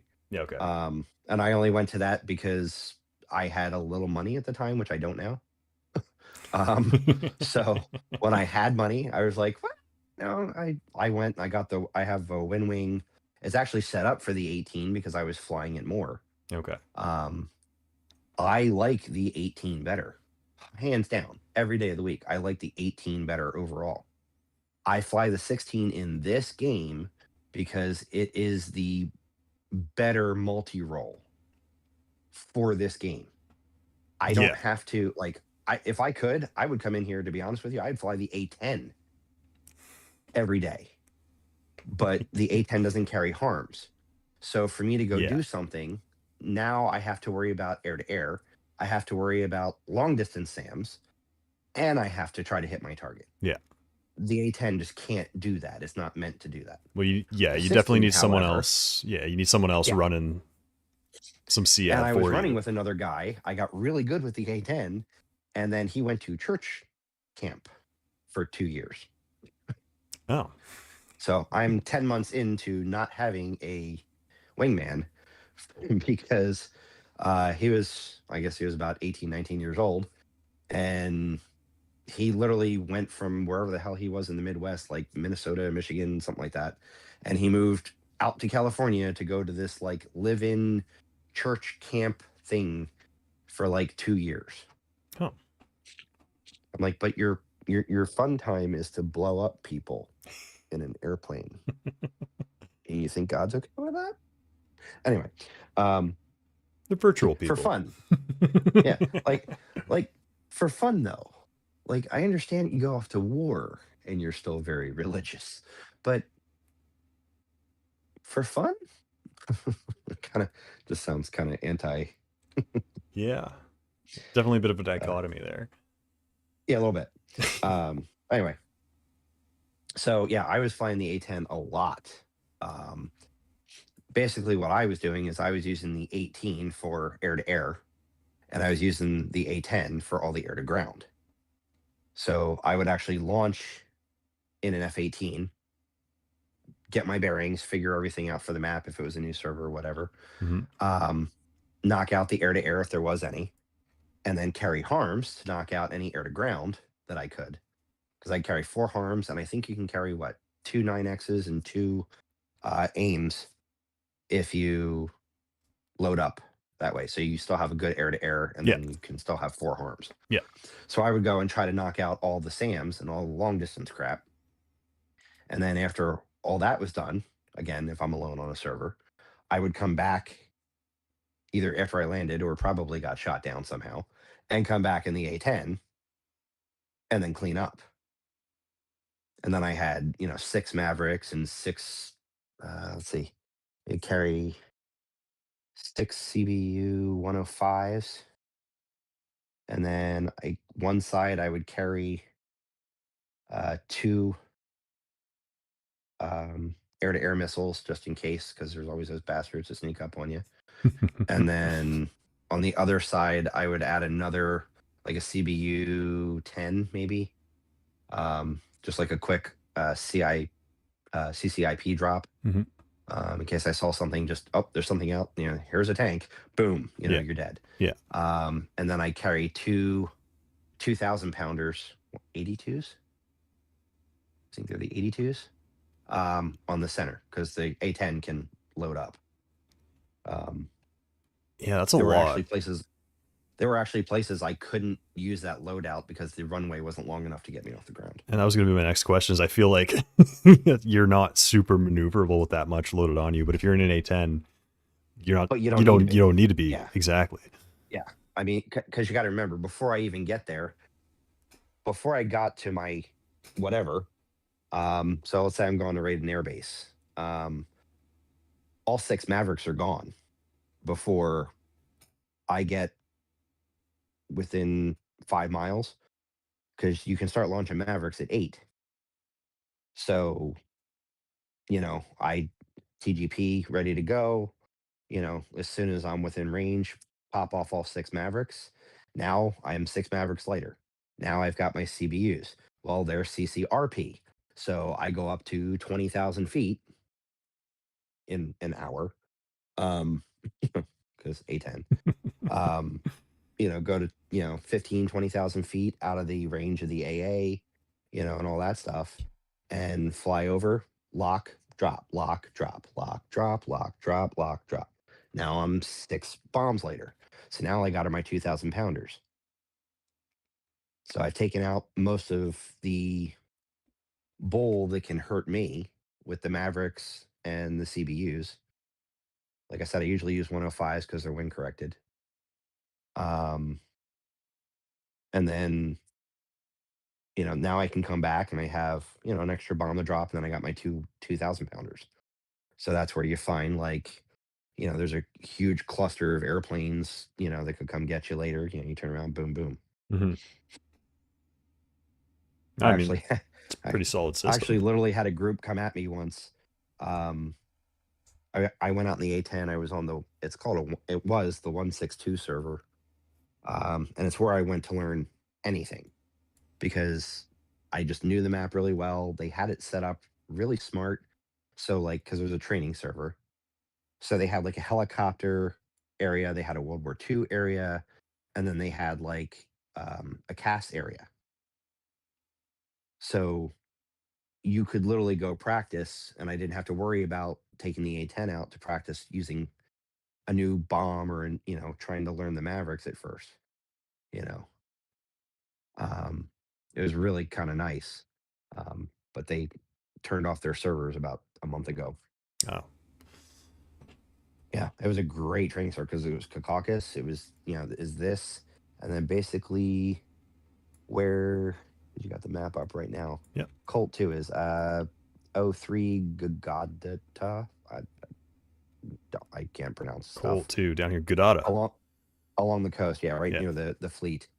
That was like one spot, and then about where that blue SA-11 is. Again, closer to the coast, but there was like P1, P2, P3, and they were all about 20 miles apart going up that coastline. Okay. And it wasn't a super huge laid out map. It was just something that you could go and do and have a good time doing it. Mm-hmm. And with the A-10, if you got somebody in, because P1 didn't have any like long distance SAMs. P2 started that. So I could actually go in and take out all of P1 on my own with an A-10. Oh, and then so like each of those kind of target areas or objective areas get like increasingly complex, better defended as you go. And they got a little harder each time you went. Yeah, I see. Okay. Like the P3 had like I can't remember what was it. SA2s and 11s are the really long distance ones, right? They're the ones that are almost 50-mile ranges. I think so. It's 2 and 11s. Yeah, I think it's 2 and 11s that are almost 50. They're like high 40s, low 50s. So, around about Um, there, because that's the buck and the gadfly, right? yeah, I Or the think so. snowdrift. I Anyway, don't remember all yeah. the names. I just know the numbers. I'm the opposite, and so I always get Yeah, confused when I see the numbers. and it's funny because when I was a kid, I was a landmark driver, and then I hit my 20s and I became a street driver, like learning the streets and the numbers and everything. And as I'm getting older, I'm realizing I'm going back to learning like the landmarks. I'm like, oh, there's a Dairy Queen. Turn here. Yeah. You know, it's like, wait, I did plumbing for like 20 years, but yet,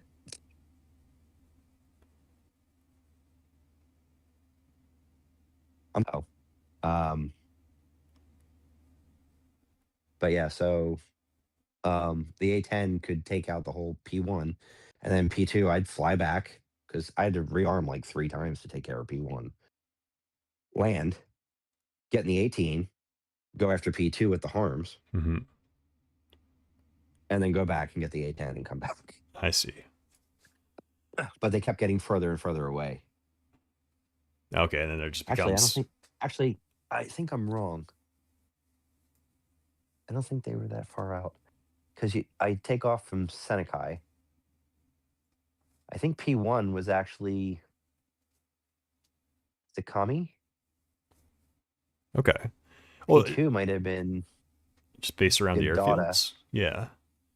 I think. Well, yeah, they were all airfields. I think it's actually that square box that's right there, that rectangle on your screen. I think that was Okay. actually P1, P2, P3, and because again, it was all, and then like the Cabaletti, whatever that is, down below Seneca, just Covoletti. southwest of Yep. it. Yep.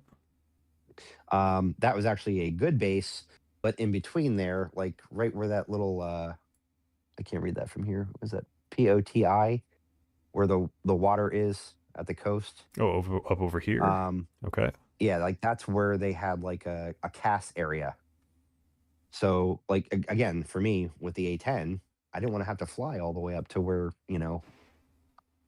all that red is on this map. Yeah. It would take me an hour to get there just to drop 10 bombs and leave. And then where it says training area on this one to your right, Yeah. that was their really nasty, that was their red setup. Okay. Like you didn't go in there unless you had like 20 people ready to go get them Gotcha. because you were not going in individually. There were like Sam all the way in. You get picked at 50 miles, or you get picked at 5. It didn't matter. They had SA2s, S11s, SA9s. Nines are give you a lot of problems. Yeah. They'll pop them off close But and they're maneuverable. it's just a very good training map, especially if you were trying to learn the ground stuff. And then, of course, they had air patrols. They would leave out of this base here that you're looking at.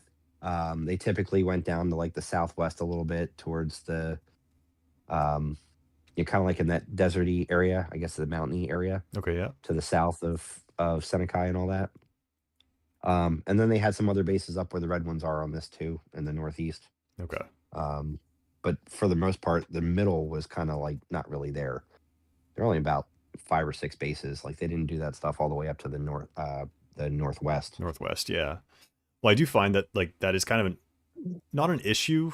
I'll call it a feature of Yeah. the Foria server is that like they do have that longer range, but like a lot of the times, Oh, they do. like you do kind of want like I don't know. I find that like I want to just like get up, drop some bombs, land, get more bombs, get up, drop some bombs.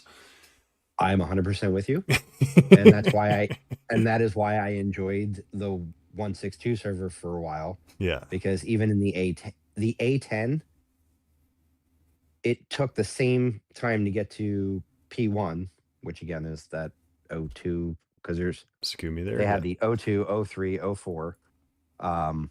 So it took, I don't know, probably took me 10 minutes to get to O2. And then it would take me 25 to get to O3, almost an hour to get to O4. Oh my god. So, yeah. Yeah. So that's why I took the 18 first and made sure it was clear, because I didn't want to get there and be like, oh, Yeah. Get I shot missed a down Sam. right Great. away.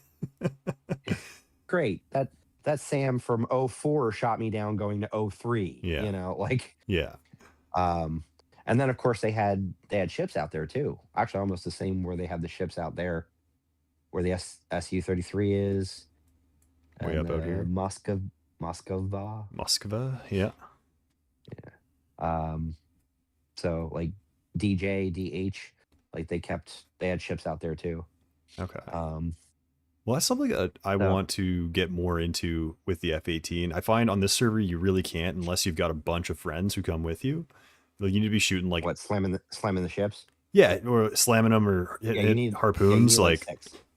you need Yeah, 6. you need like 6 people. Yeah. Oh yeah, yeah, yeah. Those ships are tough. They They are. just they have so much anti-air ammo. Yeah. The you I literally I was in 162, and a friend of mine, the guy who went to church camp,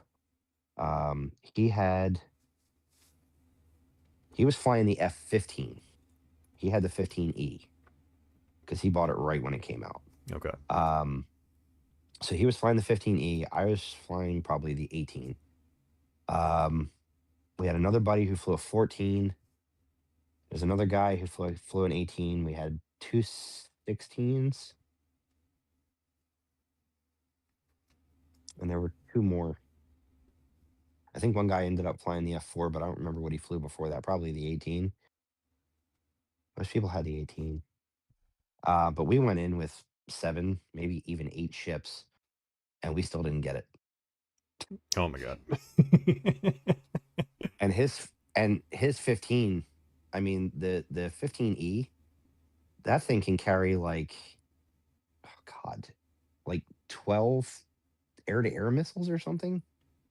That sounds about right. It's a lot. Like his whole underbelly was just like missile. Like you couldn't even see the paint on the bottom of his airplane. Yeah. There's just tons of space, and he could do that with an air-to-ground missile. I don't remember what it was, because the 15s have a different loadout than the 16s and the 18s. Yeah. Well, I'm you've more got familiar with the 15 or 16s and 18s. yeah. Well, they've got probably Um, some equivalent missile. I don't know if it's a harpoon or a slam, but probably some Yeah, I Air would Force presume equivalent. I would presume it's probably the harpoon, Yeah. Okay. because I think they're fire and forget, right? They are. Because Yeah.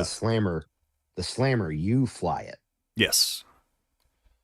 That's also The now harpoon, the ER also has a significantly longer range as well because it does have oh yeah, the wings on it, and the harpoon yeah, itself is just the jet engine keeping itself aloft. So yeah. Well, it's doing the same thing that a harm does. does the harm switch It's just to? bigger. Because I'm pretty sure that the Because the harm harpoon is a fire and forget. it is a heart fire and forget. Yeah.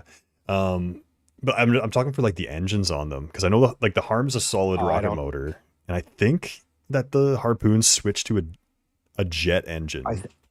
th- I believe you're correct. Yeah. Okay. I'm not as much as I know about the aircraft. Sometimes you're gonna crush me on the missiles and the firepower. Like There we go. We can put I know we what I make one full use. of brain together. I know what I use, and Yeah. I'm decent at knowing like their ranges and things like that. If I don't use it, I haven't touched the JSOWs, Oh, they're great. and those are amazing. Yeah. But I haven't touched them Okay. because in the 16 they're kind of pointless, because I'd rather carry harms than JSOWs, That's fair. because I have a nimble, quick little jet. Yeah. So, and then for the 18, I also still have the ability to carry harms. So if I need to hit something from that long a distance, I don't have to spend as much time with a harm as I do a JSOW with either aircraft. Yeah. And the harms are a billion times easier to use in the 16 than they are in the 18. Because being Really? able to lock on, oh my god, the lock on, the HAD pod that you can get, the HAD pod, it leaps and bounds better than the 18. Is that like Unless their version of the or the F-16's version of the like their targeting pod, or is that like based off it's of a separate radar? targeting pod just for harms. Oh. I can literally go in. So it gives you, what's the screen? What's the other screen called? When you do the top-down view for the DL, Oh, you don't have that either, do you? Or You what, don't sorry? have that either. So in the 16, they give you a top-down view of what's going on around you in ground. In the 18, I don't think there's really a version of it because it's called an HST. Hang on. So Let me and get then this pulled up what it here. does is, Which pylon does it yeah, I get was that gonna get say, mounted to? you don't have it. Oh, on the 16, On the 16. it's one of the two bottoms. You said you have a 16, right? Yeah, I'm looking at it right now. Yeah. So Um, there you are. I forgot I'm like 30 seconds behind you. yeah. It's either 5A or 5. It's 5R or 5L. 5R, 5L. I think it's 5R. So HTS. there's center, Harm and then there's targeting weapon right system. now. There you go. Yeah. So if you bring that up, it is a really cool pod. Why are you getting more stuff than I get to select? Oh, that's why. Okay. So yeah. So just pick a lightning there.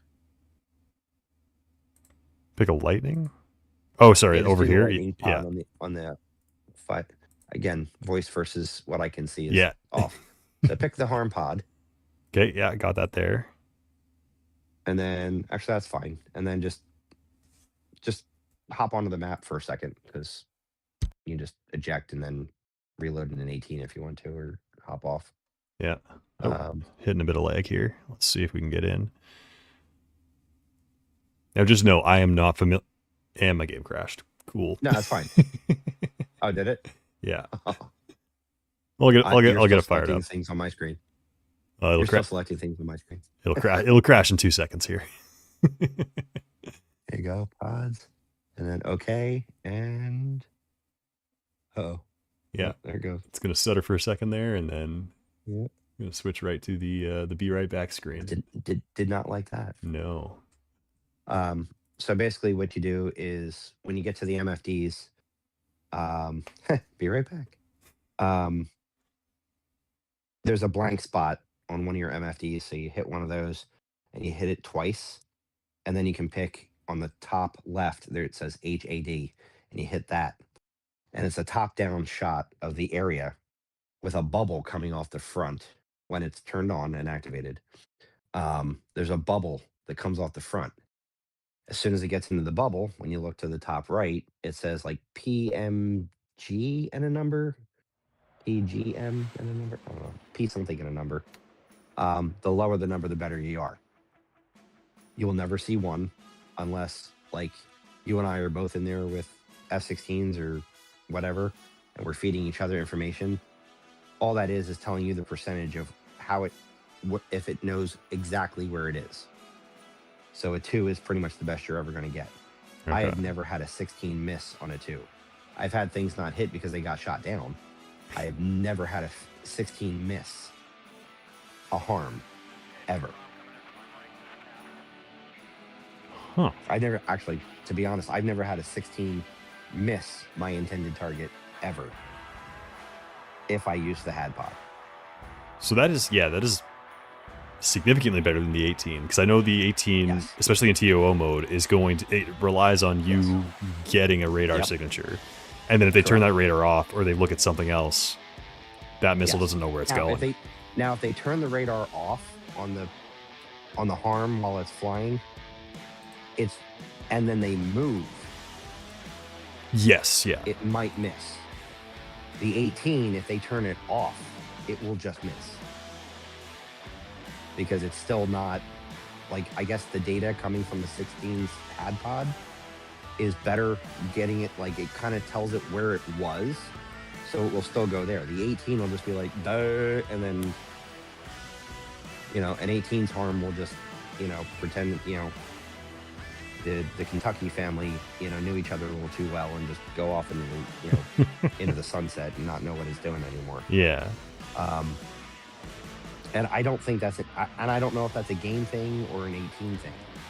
It could just be that the HAD pod works better for that. But that's why I typically use the 16 more in this game, because until they give us an 18 E and F, where we are a little stealthier, Yeah. We're not just this big, slow-moving target because in retrospect of all the fighters, the 18 I think is pretty much the slowest. The F4 is even faster than the 18. Well, because the 18 maxes out at like Mach 1. 1.2. Yeah, 3 they're sometimes, thereabouts. maybe. 3 if you're real light, but It- yeah, 1.2. I was gonna say 3 if you're light, aim down at the ground, full burn. Yeah, exactly. Using gravity a little bit. Yeah, right. Yeah, I mean, like the 16, I can do like 1.2 pretty much all day. I can nearly cruise at it, especially if I go to like 30, 40,000 feet and just go hard. I'll be at 1.2 before I know it. You can climb better than I can, though, which is so weird because my power to weight ratio is better than yours. And funny enough, you can actually climb a lot better than a 15 too. If you ever get into a dogfight with one of those E guys, the 15E boys that bought their Vaz band stuff, Yeah. Pull up and go burn. Especially if you're like low altitude. Really? Okay. So good, you started on. Okay, so look down to your right. So I just realized my controls are not at all set up for the F16. It doesn't. No, like Let me just show you if I unpause here, I'm just gonna start driving because my I don't have brakes driving. binded and my Yep. throttle is not not bound. Give me 2 seconds to figure out the brakes here, and then The brakes are down on your left. same spot like, as the by Hornet, I'd mouse assume. Control. Pretty much, yeah. But in the 16, it's only a switch. It's not a lever.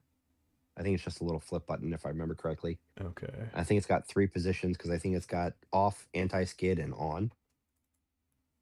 Where the 18 is the big push-pull lever, right? Like you twist it and you push it in, and then Yeah, so you gotta you twist it and then pull for this is a button. Okay. There's a switch, so you literally like look down to your left and just. I'd say the first thing to make sure is that your throttle is off. Yeah, it's in the not, right and I just direction. tried turning it I was down, watching and because then your menu came up and then you were just moving. yeah. So yeah. Let's see if we can find that throttle. But this is really easy when somebody's telling it to you. When you watch the videos and stuff, it is such a pain in the ass to understand. I'm not gonna lie. Like because you're sitting there and you're like trying to watch the video, then you pause and you come back and you're like, click this, and then you go back and you play a little bit, and then you come back and you click that, and you come back, and you're just like going back and forth, and you're like, I don't know if it worked, and then you go up, and an SA-11 shoots at you, and it didn't work, and you have no idea what you didn't do. So, just trying to find. But yeah, the 16. Right I think the 16 is better in the game. I do not think it is better in life. I like the 16. I love the 18. Yeah.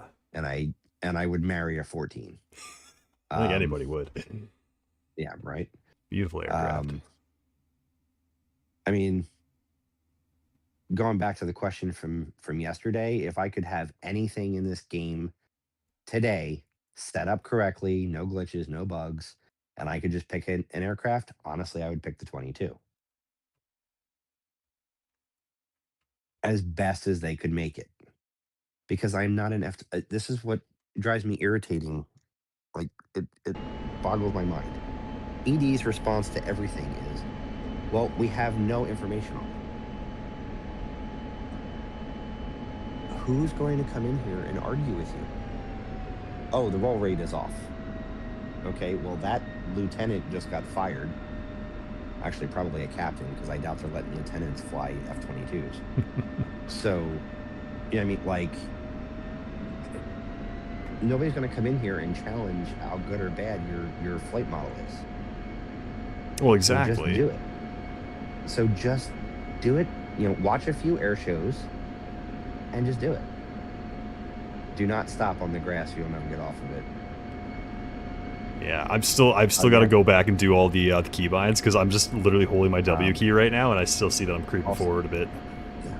I don't think this is going to work for us today. So look down to your left. Looking down on the left. Keep going. Stay where you were. Because I'm trying to catch up. Okay, so that's why.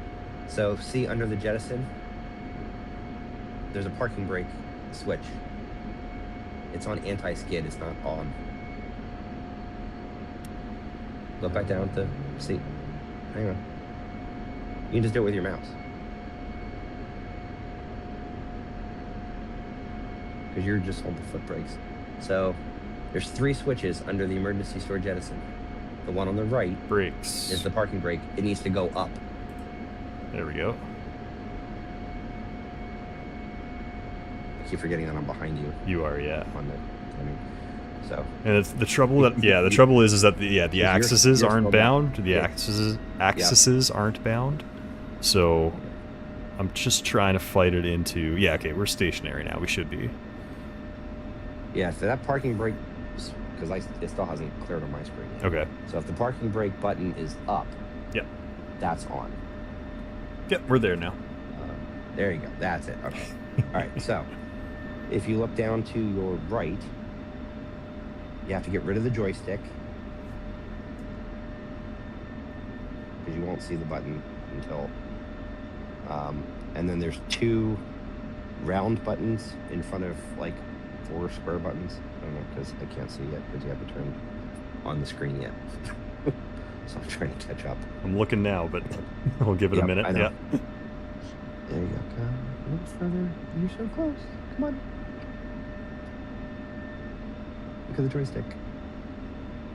There you go. Okay.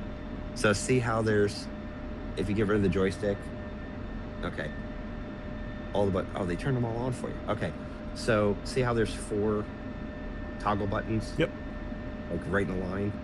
The 2 on the left, one is your lightning pod, one is your had pod. It's just the 5R and the 5L positions on the bottom of it. Okay. So if you put a pod on the right side, you have to make sure that you turn the right pod switch on once you learn the cold start up and all that stuff. Okay. Same thing, so those 2 are both those things. I doubt you'll put a pod anywhere else. I think you can put a jammer pod maybe in the middle, but the jammer pod's over on the other side. It's all another spiel. Okay, so if you're looking at your MFDs, right, I can kind of see them from here. So on the bottom, second from the right, it says TGP. If you hit that, that'll turn on your TGP because you already turned the power on to it. On Right the MFD other or the side, left? I would use your right MFD personally. That's just what I do. I use the TGP? the pod on the right. TGP. Yep. Okay. Yeah. T-pod. Yep. So again, I'm like 30 seconds behind video-wise, so I apologize. So on the other side, I'm breaking stuff. On the other side. Okay, other side. Yeah. So then on the other side, if you push, I usually use the second button from the right. It says like DTE. Yep. Push it twice, and it'll give you a whole bunch of features. Okay. Yeah. Second button from the left on the top row of buttons on the MFD. Had. Push that. It should look like that other screen did a minute ago. Okay. Yeah.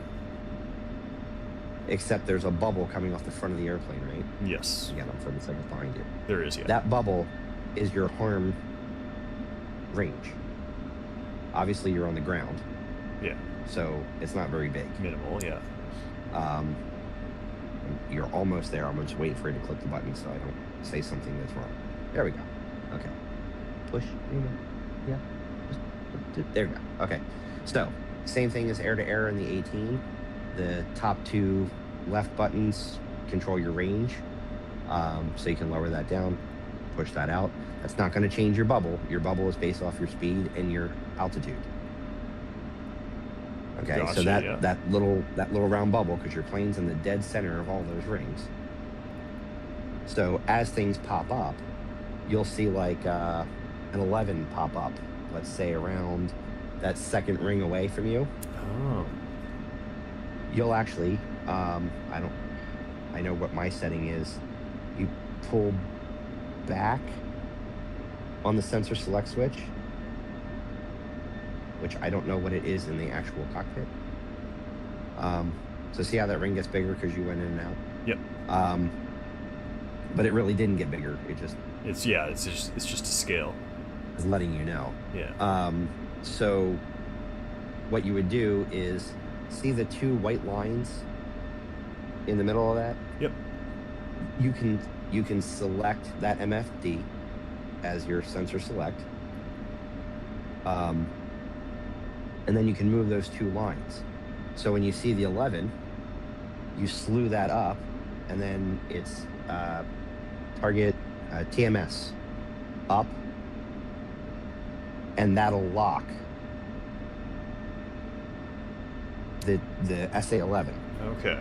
And then you just get it into the ring, and then where it says control, that's where you'll see that PMG thing, whatever, I can't remember what it is. Oh, got you. But like that's aiming the radar or aiming the the equivalent of aiming the radar. Okay. Correct. Except instead of getting a map, it'll actually just tell you what radar signatures it sees. Yeah. You click on it, you lock onto it with those double lines, you'll slew it. You do have to use TMS. It's not pushing the slew button like it is on the 18, because that's how I select things like air to air on the 18. You push down on the slew button. This is, you have to set up like a 4-way switch to be able to up, down, left, right, and do TMS up or forward, however you want to look at it. And then it'll select it. It'll glow red. And when it glows red, you're locked. You wait for it to get into that bubble, and you launch, and you leave. And unless they have a billion anti-air missiles to shoot down yours, you're good to go. You should be getting a kill. Yeah. That is significantly better and more intuitive than the F-18. Yes. I still don't know how to lock, like do this, and I know it doesn't do this, but I know on the SA page you can kind of lock things for the harm, but it really doesn't lock them. It just kind of tells it where to kind of go. Exactly. And gives it a little bit of a better direction. This actually locks it for the harm, and unless they completely shut down and move, or they shoot it down, to my knowledge, I've always gotten a kill. There might have been, I'm sure maybe not like the first day trying to get used to it. Yeah. But this is why I fly the 16. Gotcha. And it has nothing to do with which plane I like better. It's just there are some things that are easier to do. It just does better, yeah. For instance, so I will tell you, like, switching weapons is a little more of a pain in the ass. Now I have the Wing 18 set up. So when I want to switch from air to air to air to ground, actually you can do that. Use the map and hit AA up on the IFC, right under the HUD, the round buttons. Boom. Let me know when you do. It's done. Again, I'm 30 seconds behind you. Yep. So it should have turned your left MFD into air to air. Looks like it. Pretty much looks exactly like a freaking F-18, doesn't it? Except in color.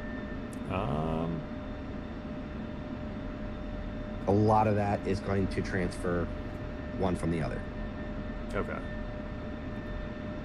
I might be. And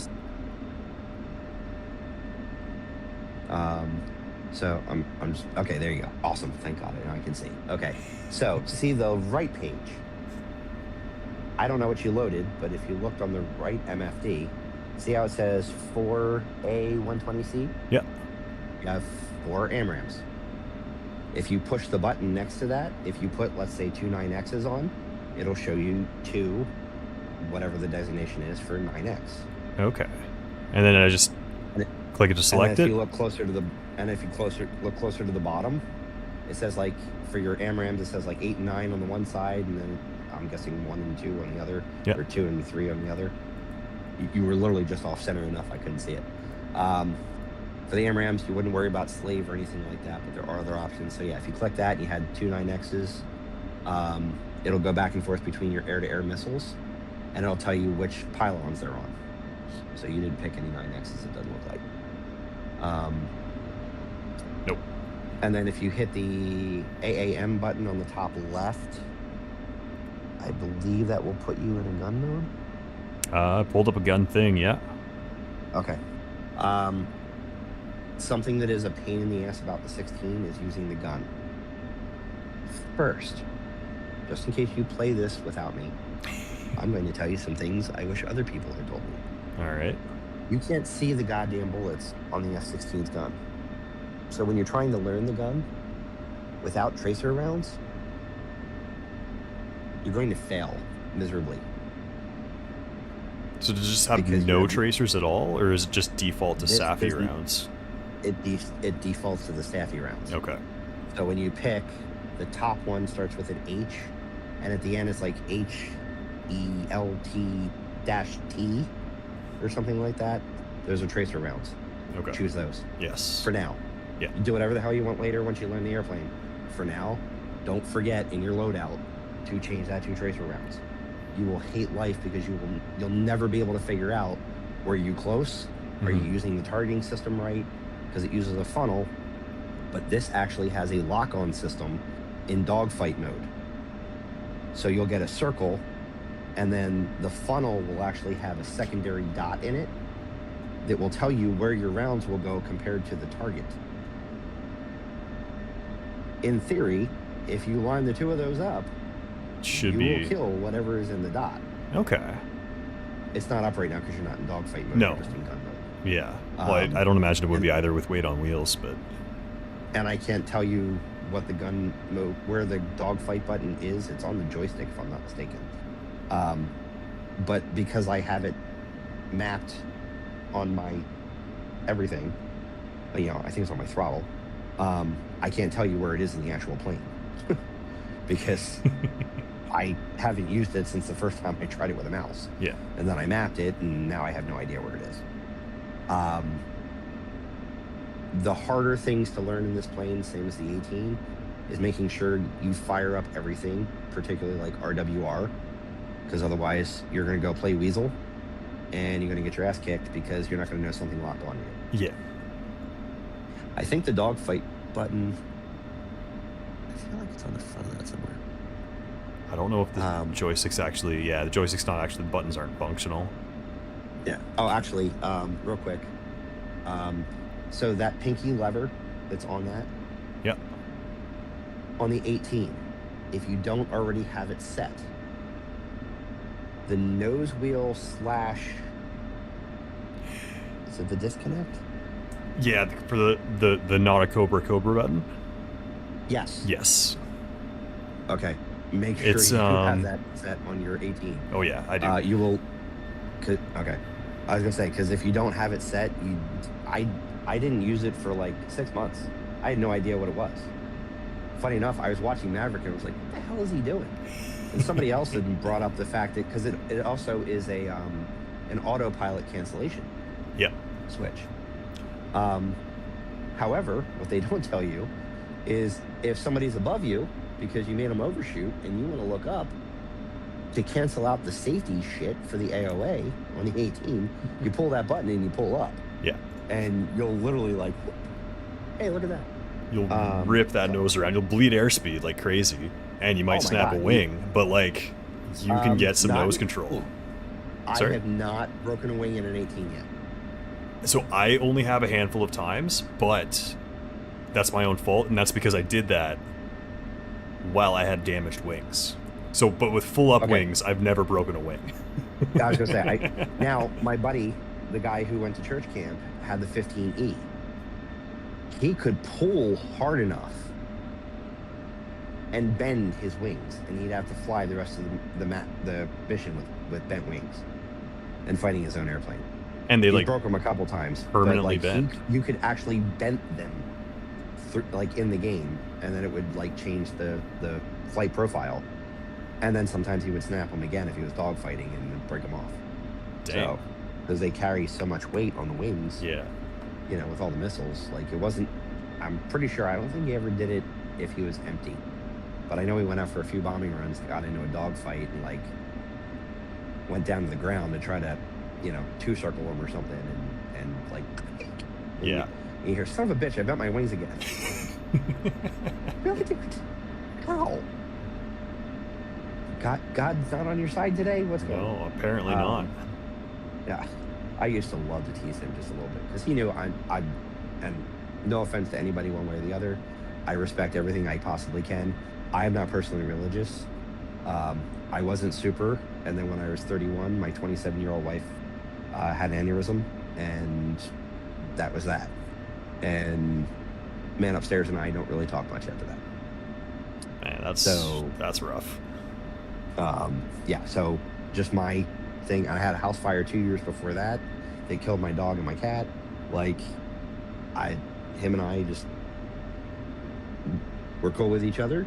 If people respect that, if people are into that, I don't diss anything. I don't say anything nasty or bad about anybody. But at the same time, not my thing. No, that's fair. If you turn your head down to the left, left vertical panel or left? I need to be able, no, down like to your, like if your left arm was just resting there, like where your armrest would be. Okay. Like left console. Yeah, like the full left consoles. Okay. Try to get as much of that in as you can. I just want to go over that way, just so that if you do a hot start, you want to try to play later when I'm not on. You know a couple things to look for that there's not a lot of explanation for on YouTube. And then just kind of like freeze, like lock your head. Okay, so see where the two glowing 60s are? Yep. Okay, so make sure those switches are up. One is your flares, FL. CH is your chest. You don't need the other two. The switch all the way on the left of that panel that's up is your RWR on. The one underneath of that is your jammer on. You usually need that. But there actually is a jamming pod for the F-16, which is why it is typically the Weasel pod, or the Weasel plane, because technically they can electronically jam a bunch of crap. Okay. The only other big thing that you will absolutely need beyond those switches being on is that knob that says mode. You want it all the way over till it says, what is it, BTP? It's bypass. So there's a B and a P. The knob is all the way to the right. Oh, and is that to the for left? Is that for all the way to the right? Yeah, it's all the way to the That's right. for your flares. And that's just all it'll do is it'll pop a chaff and a flare. Like one to one. You push the button, you get a chaff and a flare. To learn. This isn't permanently do what you need to do later. I still use that because it's just easy and I don't do full startups. I push one on my keyboard and then wait for the airplane to start, or I start off. Gotcha. I'm a real pilot. Having to start a F-16 from beginning to end and remember the checklist. Yeah. I do that with a Piper Cherokee. I don't need to do that in an F-16 in a game.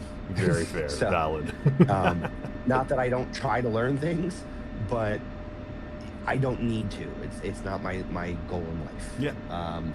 And then behind the throttle, you see the 1, 2, 3, 4, 5. When there's a space, and then two other buttons. Yep. When you do have your electronic jamming pod, the toggle switch next to those goes up, and then those are actually buttons. They're like snap buttons that glow when you turn them on. And you have to turn those on when you have the jamming pod. I wouldn't worry about the jamming pod for a while. Again, this is just me going over a couple little things that they were questions for a while, and it took like 17 videos and piecing everybody's info together to figure out what the hell they were saying. And then right next to the seat, it says master. And then right under master, it says covert, actually, in like a box. Those are your lights. Those are your exterior lights. Not seeing where those are. So further back, or so if you look at the corner, yeah, got it. Okay. So when you're on, when it's hot start, it'll be on normal. Yeah. All you do is rotate. You don't even have to pay attention. You just keep clicking until you can't see the front of the knob anymore, and then you're off. And you can always go to like F2 your first couple times just to check and make sure. But that's turning off your exterior lights so that you're not blinking as you're trying to shoot something on the ground that may want to find you first. I'm pretty sure you shouldn't have to worry about your fuel, like switching off your fuel tanks or anything like that. If you push the jettison and you only have air-to-air missiles and you do a center tank, it should only dump the center tank. But I don't know how to do all the selecting. Like on the 18, you've got the 5 buttons. Yeah. They kind of are shaped like a house. Yeah. You've got center and then 2 underneath that, 2 underneath that. I don't know where those are or if you can do that on this jet. I have not played with it enough. Okay. I think it's something with the IFC, which is the panel with the numbers, because it's called something different in the 18. Yeah, the UFC. Yeah, the UFC. This is the IFC. Okay. Because I think it's like the information function panel or something. That's how you get to air-to-air. That's how you change your comms. If you were to, let's say you wanted to enter a steer point, you would just hit 4. It says STPT on top of 4. You hit that, and if you look over to your right on that little tiny screen, as soon as you do that, it'll show you the steer point, and then there's the toggle button that says return sequence up and down. Oh, returns. Yeah, scene. Okay. Right between 8 and 9. Yeah. So the toggle individual up and down toggle button right next to that is what will blow you through your steer points, your regular ones. This is if you want to program it. So if you go here, I usually use, so type in like, I use 115. So in that space, it should have given you 115. Then you hit down, and then you have latitude, longitude, elevation. And it's that easy to enter everything in. For some reason in the 16, anything that says east, you have to hit E0, enter your number. So I always use MGRS instead of lat long. They always use lat long and yeah, for this. And so bring up that thing where you do the alt and then left click. What? The 4th one down. Dang. Yeah, sorry, pick a spot on the map and then do gotcha. the 4th one down. Yeah, lat long decimal minutes. Yes, that one. Always use that one. In the 16, it is way easier. And then except for east, because almost all the easts are 2-digit numbers, you have to hit E0, which is 60. Yeah. And then get into your thing. And then you just type in your Huji. And then down again, and then your elevation, and then return. And you can do whatever you want. 801. It's funny, this is easier to explain this way, except this is hard to explain because I'm 30 seconds behind you. That's so like you just brought up the coordinate screen. Well, I've got the northing put in. So, doing the easting now. Yeah. 4151. Yeah, and it's good you figured out the 2468 thing for northwest east south. Yeah, it's the same thing on the Hornet there. See, I literally just learned steer points last week. Oh yeah, because you have to with the T-pod on this. Like the A-10's T-pod, I can find anything with the HMD and the T-pod in an A-10 because I can just look. Oh, they shot at me. Click. Now that spot is saved. I evade. I come back and I shove a Maverick up their ass. in the 16, it's very difficult to. I don't know if it's the game or if I'm really having this hard of a time with it. I have a very difficult time getting the camera to go back facing forward in the HUD so that I can just take it and go, I'm looking at that, click, and move on. or to take the HMD and click and go, evade, come back, move on, and again, shove a harm or a Maverick up their ass. Like, the T-Pod and I don't get super along. So I learned steer points because the T-Pod is linked to the steer point. Yeah. So you hit TGP on the screen and click your steer point, and then all I have to do is hit autopilot 20,000 feet, look around with the TGP, and game over. Gotcha. Yeah, you can do a similar thing with the Hornet. So Yeah, with the really waypoint target designate, yeah.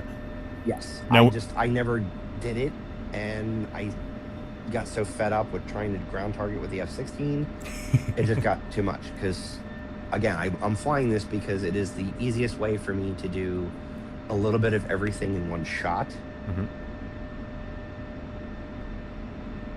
Otherwise, I would, like if every time I flew, you were on because you had no life and you spent 12 hours a day on this, I would probably just fly the A-10 all the time and let you take the 18. You go first, knock out all the long range shit, and I come in and clean up. Yeah, there you go. But I don't always have somebody to fly with, so I go with this now. Yeah. Well, I mean, next time I'm on, I am gonna have to go here shortly, but next time I'm on, Yeah. feel free, and we can get up together and try running that, and then just absolutely schwack these airfields. Yeah. Yeah. I mean, I think that'd be pretty sweet. But I mean, even the 16 and the 18, I ran with another guy for a while. He flew the 18, I flew the 16 for a minute. We actually both started the 18, and then he got really good at the 18, and I started to feel very insecure about my 18 knowledge, and ended up transferring to the 16 around the same time, and started to get better. So I was like, okay, so the 16 is my plane in this game as of right now. No, so gotcha. I'm guessing my quasi Air Force roots just didn't like the fact that I was flying a Navy plane. I think it was just like, dude, what are you doing, man? No, that's fair.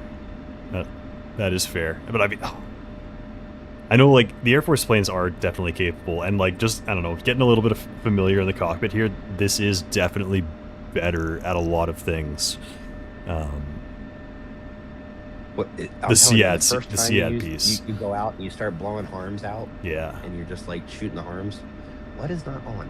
Hang on, because something's not on for you. Sure, RWR lights aren't on. Unless it's daytime and I just can't tell. Is that up here? Over here? Yeah, I don't know where this... I'm not familiar enough with the cockpit in the 16. So the RWR is just to the left of the IFC. Oh, yes. Okay, it's this thing here. But see all those little... Like, it says mode, and they should be glowing. But I can't tell if they're glowing. They might not be. Is there... I'm looking... Can you look down further? It's probably not floodlight consoles. There we go. Maybe. I think there's a... No, it's not up there. It's down lower. Down lower? It's down on your left somewhere. On the left. It's down by the 60s. Down by the 60s. The RWR is on. The CMDS. Symbology?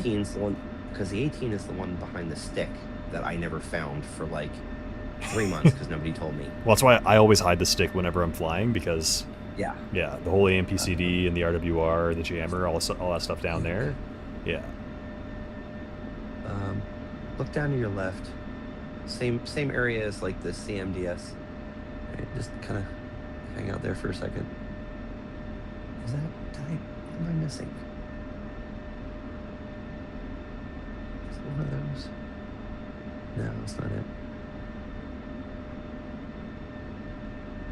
Just take that, see where it says the top switch, it says RWR on. Yep. Just like flip it on, it off for a second, and then flip it back on. Like give it like 4 seconds and then flip it back on. Top left corner next to the chat, okay. Again, I'm 30 seconds behind you. Yeah. The delay is a headache. I know. But still, this is way better than how I had to learn. So, and to be honest, we're probably going to flip at some point, and I'm going to make you teach me more about the 18 because you know leaps and bounds better the 18 than I do. Oh, yeah, okay. When you flip that switch on and off, do you notice the lights, any lights or anything turn on and off next to the RWR? No, doesn't. Because you're not going to see anything pop up. I Doesn't swear look like there's a it. damn button missing. There's a button missing. Which one is it? Can you make the throttle go away? I can't remember. I can't remember if you can make the throttle. Don't think I can. I'm clicking it. Because this is a problem I think I had. Wait, right there. So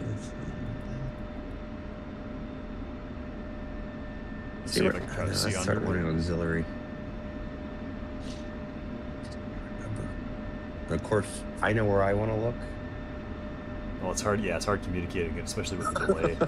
But I'm like, how do I tell him to look there? Like, oh wait, hang on.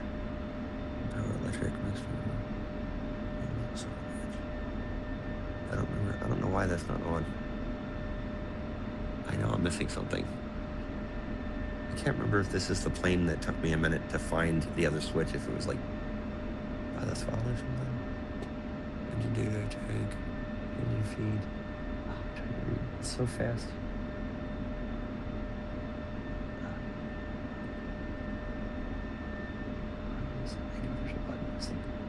I don't think that's on. I mean, you can try taking off and seeing if it works, but I don't think it's on. I mean, unless you click that like RWR off and then it back on and it comes on. Like if you see all the lights like glow and turn, I thought they were green. I think they are. They look white, or they look off, honestly. Sorry, for which one? So they're next to the RWR screen, like the actual RWR screen. This one here, yeah. Up on the, yeah. Up next to the IFC on the left. Yeah. So there's 1, 2, 3, 4, 5, kind of 6 things right there. Yeah. Those should glow because the 2 in the middle, the one that says launch, this plane will tell you when a missile is shot at you. It That's doesn't handy. have to be a radar missile. Like, Okay. it will tell you that an airplane launched a missile. It will tell you that the ground launched a missile. And it turns red and it blinks and it gets annoying. I'm pretty sure the thing next to it says something too. And one of those has something to do with your electric jammer if you use the jamming pod.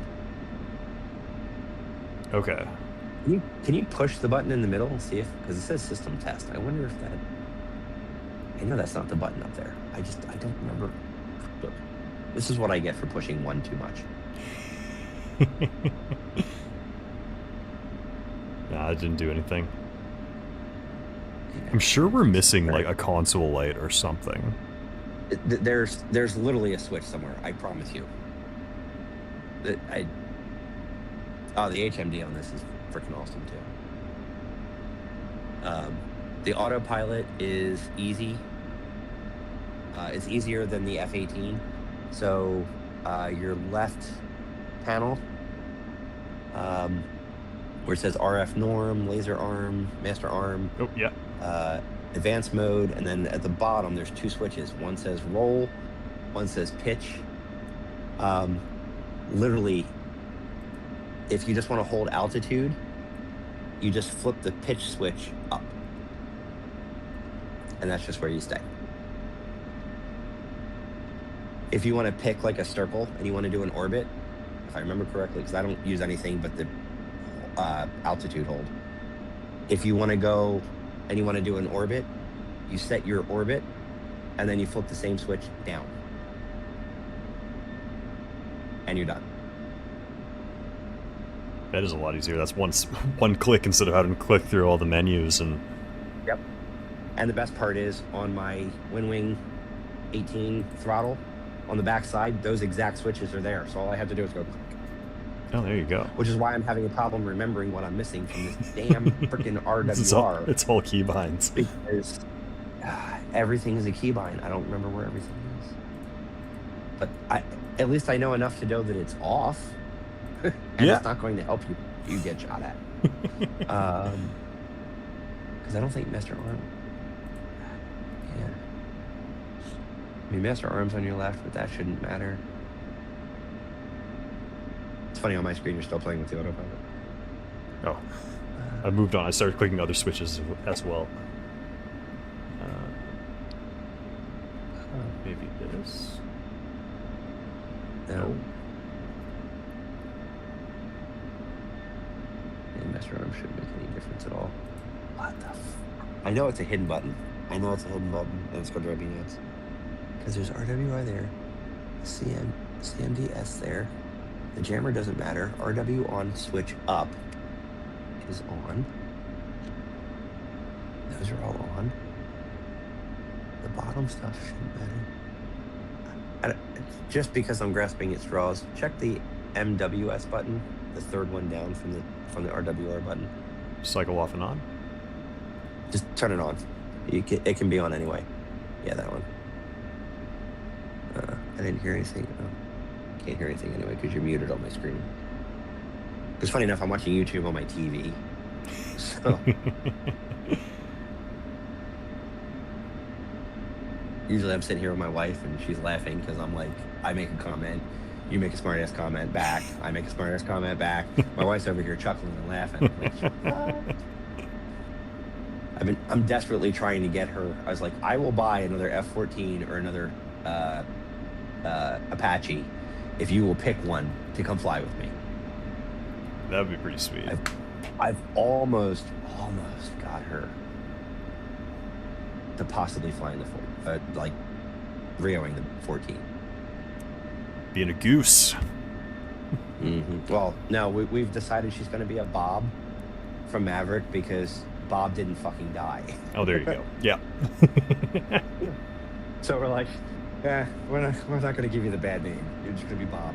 I said it also applies anyway because I ride motorcycles. I have a Harley. When I met her in 2013, a few years after my wife died,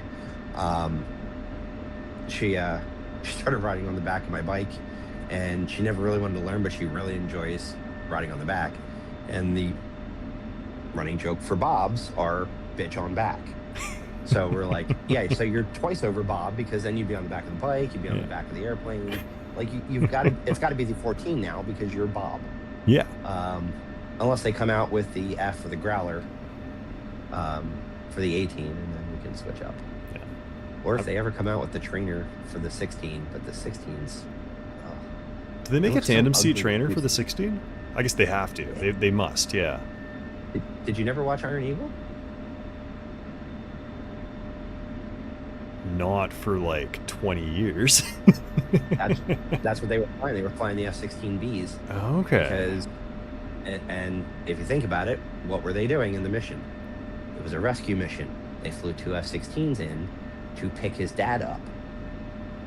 Well, if somebody got knocked out, both needed to be two-seaters. So they took two F-16Bs in to go get his dad. Gotcha. Because you couldn't pick him up in a regular F-16 because no back seat. Yeah. And since they're stealing two, you know, I can't imagine the difference in $1 million for an extra seat probably made a big deal to the Air Force. So, No fair. God, I cannot. This is gonna piss me off. It's gonna come back to you as soon as soon as we finish. It's gonna come right back to you, and you're gonna like be yelling at your screen. We're gonna hang up, and you're gonna and I'm gonna be like, I'm just gonna message through Discord and be like, push the fucking button on the left. It's this one. It's this one, yeah. Push the throttle. I'm actually wondering if it's not behind the throttle. I really am. Like on the back side of the throttle? Yeah, I feel like it's hidden. I feel like it's something hidden somewhere. Like it's behind the joystick, or it's. I don't think it's the right panel because all the RWR stuff is on the left side. It's got to be over there.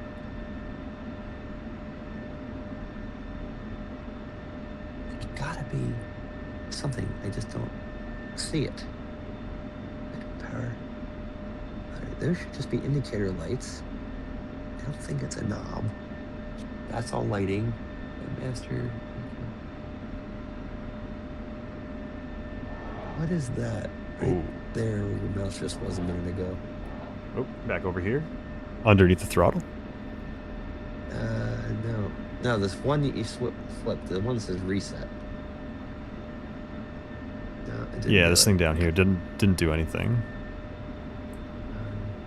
This is going to drive me insane. Oh, hang on. There's a dial up there next to the RWR. That might be like brightness or something for it. Nope, doesn't seem to be doing anything. Never mind. I should have just learned how to start this damn thing, and then I would have known the answer. So that may be the one thing you need to figure out. I can't remember who it is. It's either Wags or Grim Reaper. Does an F-16. Like, it's not a full startup procedure. It's literally stuff about the RWR and the radar and stuff. Okay. And that's how I found it before, because I had the same problem. I couldn't figure out. Because when I start up hot, it's usually on. Did you start hot? I did, yeah. I don't understand why it's not on. Well, Because when I push the button, the only thing it changes is that. It turns on that. Now I'm trying to go through my physical switches because I remember what they all do. Because I literally just have a sequence. I took the whole bottom of the F-18 thing and remapped like half the switches. Like 2 of the switches are there. One's for the hook, one's for what's the bar called to lock into the catapult? So like one's to put that up and down. Yeah, the launch bar. Thank you, Jesus. One's for the launch bar, one's for the hook. Well, I don't use those on an F-16, so I remapped them, and they're part of the startup sequence for me. Because the cold starts do X amount, and you still need to flip a couple other things. okay, gotcha, yeah. Including your RWR. The lights for the RWR, yeah. I don't know why. I don't know. I really don't. I feel like I've hit like really most of the don't. buttons that could be related to it, at least based I'm on... pretty sure you've hit more buttons than I ever have in the F-16, and I can't believe we haven't tripped it yet. The only thing I can think of is, see where it says threat warning, aux, left side? It's a bunch of squares, kind of looks like the buttons on the 18 to select the jettison. And there's stuff at the there's like a knob and a button at the very bottom. Threat warning aux. Left side, all the way against the panel. You're on the right side of my screen, so I can't help you yet. I don't know what's above it.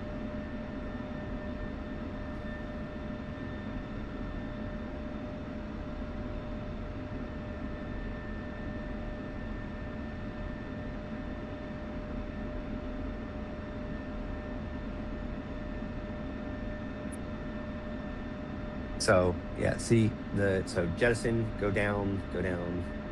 Actually go straight over from the 260s.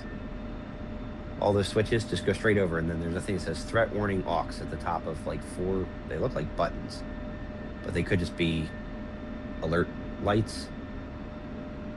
And there's 4 squares together. One says search, one says active, Oh, yeah, one says altitude. Those, oh, got you. There we go. I was looking for a button with threat warning aux. That's the on the top of the panel. Got it. Sorry. Does the one that says power, is it a button? It is a button. Oh, that sounded like an RWR power-up. We got it.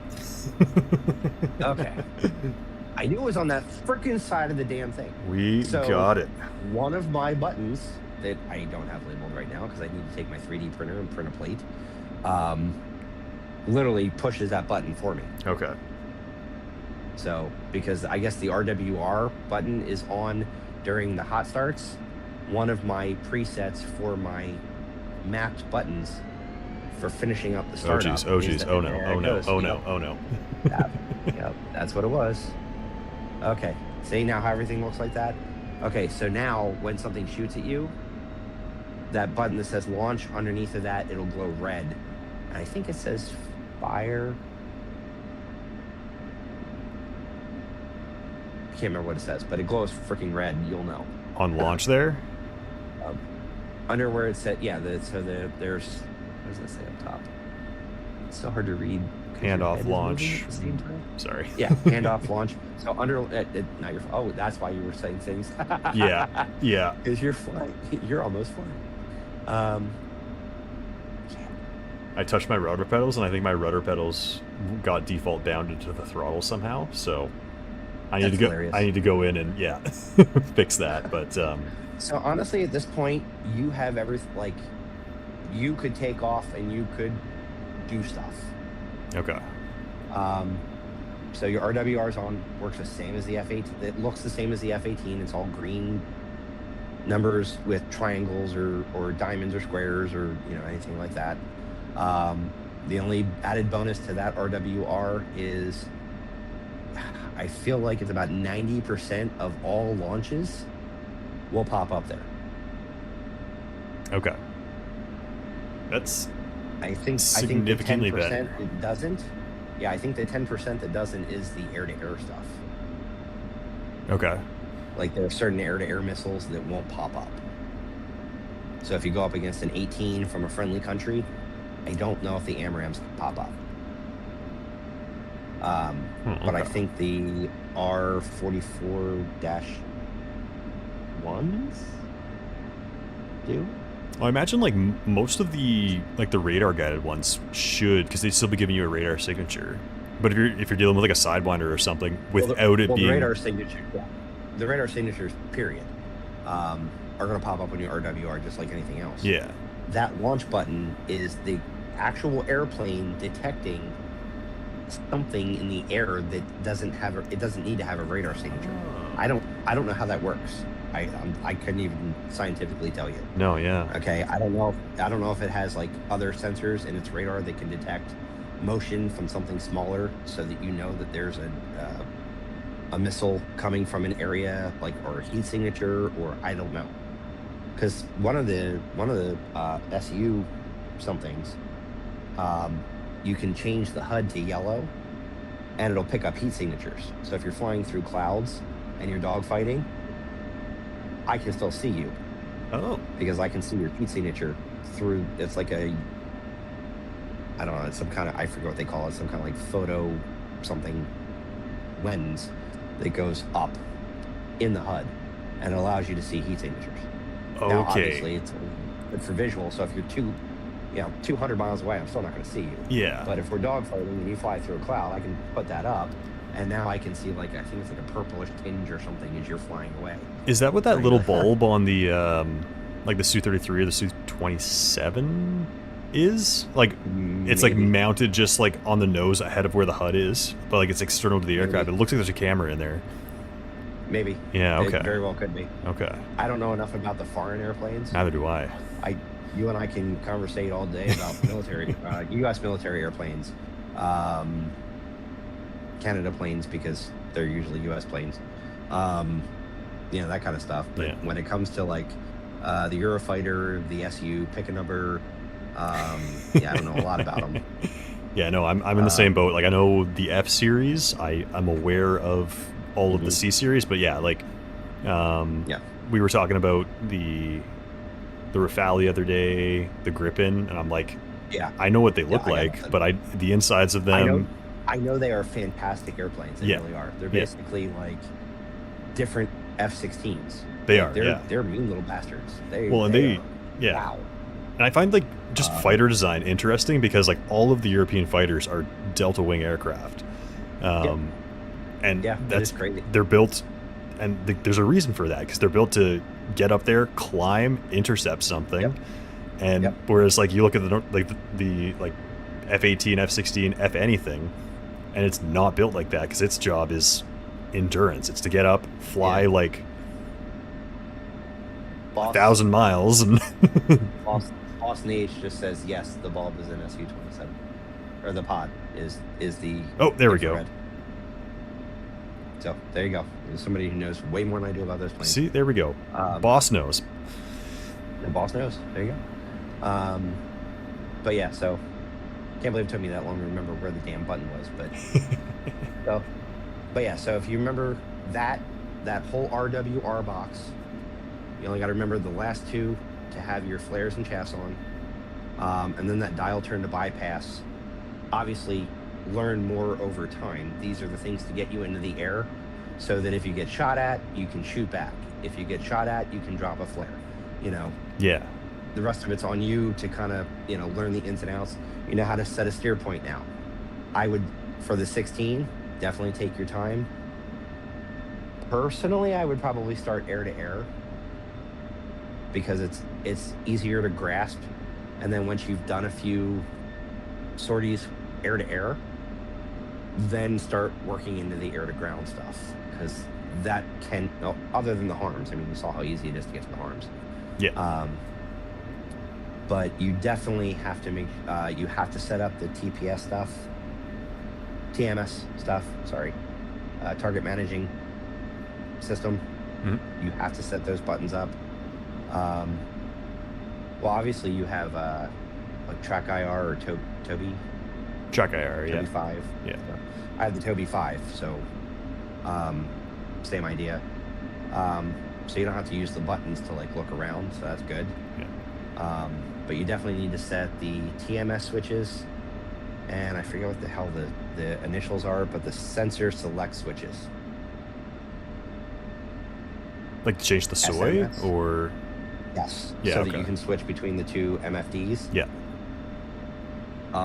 Because you will absolutely 100% need that. TMS is how you select things on your radar. Even in air-to-air, it's TMS up. It's not the analog joystick button down. That's not how you set it up. Does that make sense? I'm So trying to the like F-18 convert it back to I'm trying to convert it back in my head to the F-18 here. So in the F-18, when you're going air-to-air, you got the little index finger analog, like PlayStation. Oh, analog. yeah. So in the 18, you use that, you highlight it, and then you click down on that to select what you're doing. Is that how you have yours set up? That's not how I have mine set up. Oh, wow. Okay. Do you use TMS to select in your 18? So TMS being like the on your radar? like how do I? So okay, no, so yeah, TDC. Sorry, yes, yeah, like off the the throttle designator controller. Or I don't remember what they're all called. I've been flying the 16 too long. Yeah. I know it's TMS because it's target managing system. Okay, got you. On the 16, and unfortunately, I'm 45. I'm freaking old, and as I learn some things, other things go Yeah. away. Well, I mean, it's especially when they're all the same, like the same thing, but different name Yes. for the same They call them thing. different names. Yeah. Yes. Yeah. You get into 4 different aircraft. They're all named 4 different freaking things. Exactly, but they're all like super close things. So for me in the 18, what I do is I move that analog, and then that analog has a depress. Yes. Okay. So Yeah. in 18, I slide over to, there's an SU-27 coming at me. I roll over on the radar, I highlight the SU-27, click down on that, and now it's selected that in the 18. Yeah. In the 16, I have to use that analog, highlight over it, and then TMS up on the cross selector on the joystick, because you have to have TMS up, down, left, and right. But there's no depress. I actually have a depress on my joystick. Oh, okay. However, TMS is the depress for the analog on the 16, because TMS is what selects it, not the slew depress.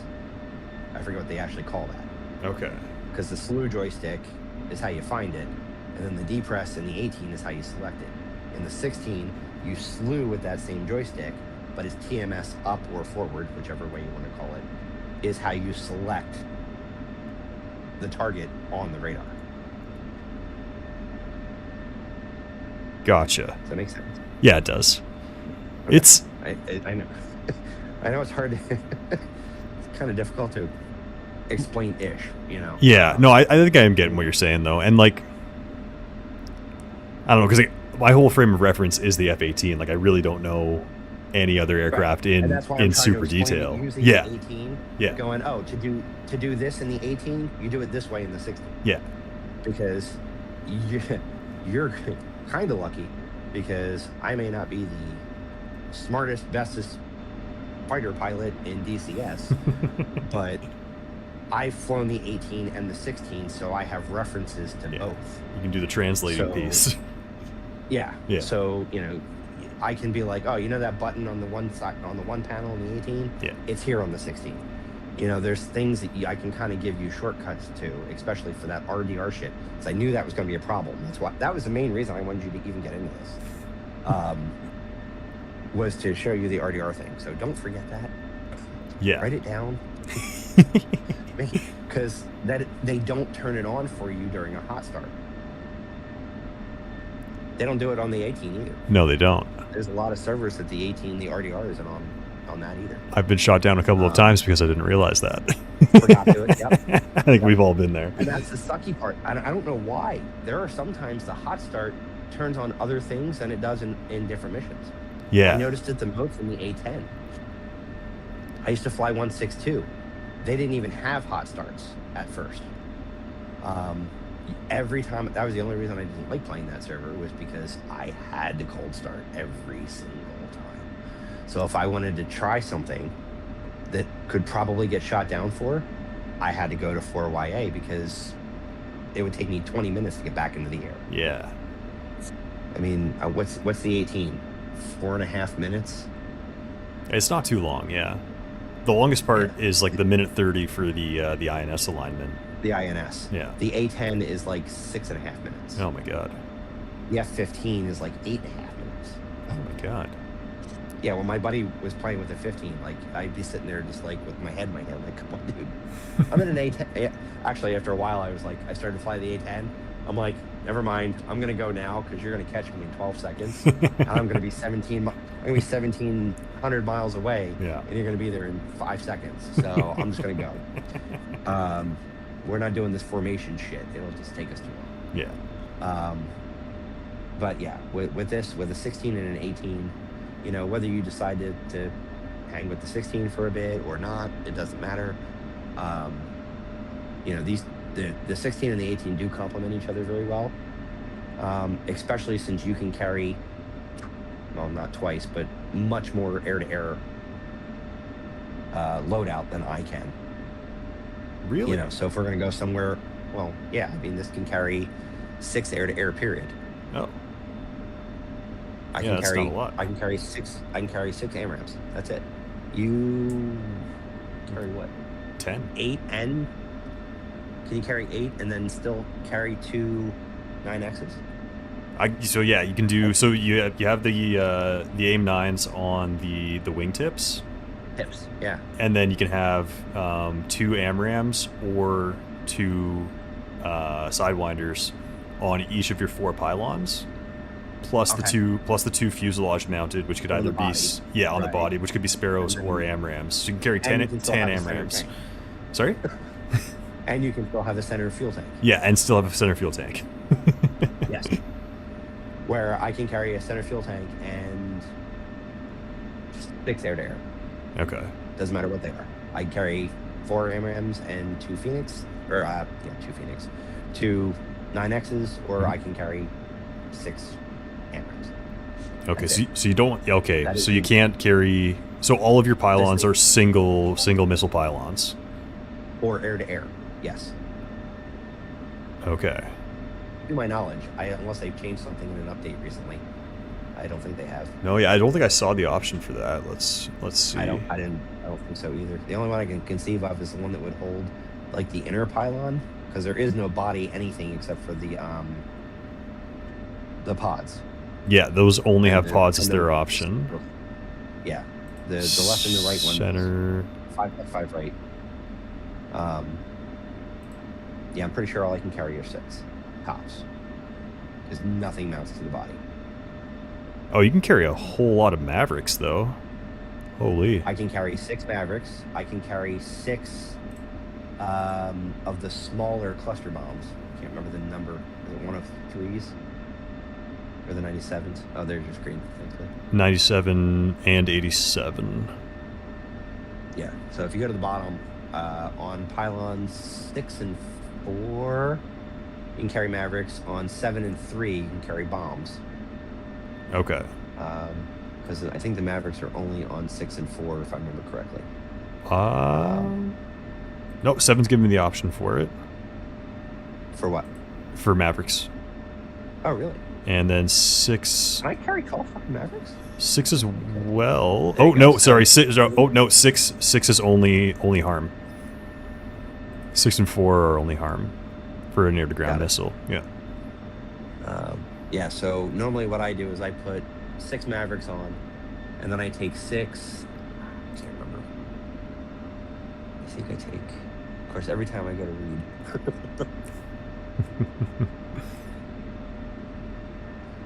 your mouse moves. There we go. 3. I think I don't take the Mark 82s. I think I take the 97s because they're clusters. So I have the Mavericks for like vehicles and anti-air, and then I have the cluster bombs to knock out all the little shit trucks and little douches. How that is... try to shoot rockets at me? How are cluster munitions in the 16? Because in the F-18, they're really not good in DCS. Like, they're not... They're not... fine. Okay. They're almost as easy in this. I retract that. Once you learn the T-pod,